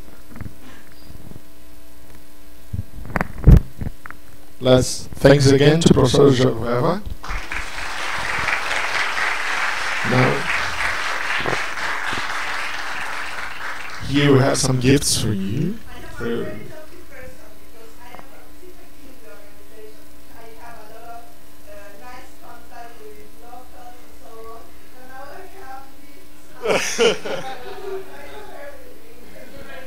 Thank you, Professor.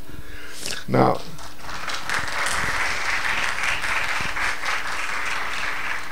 and now we'll finish our morning, and we have to came back for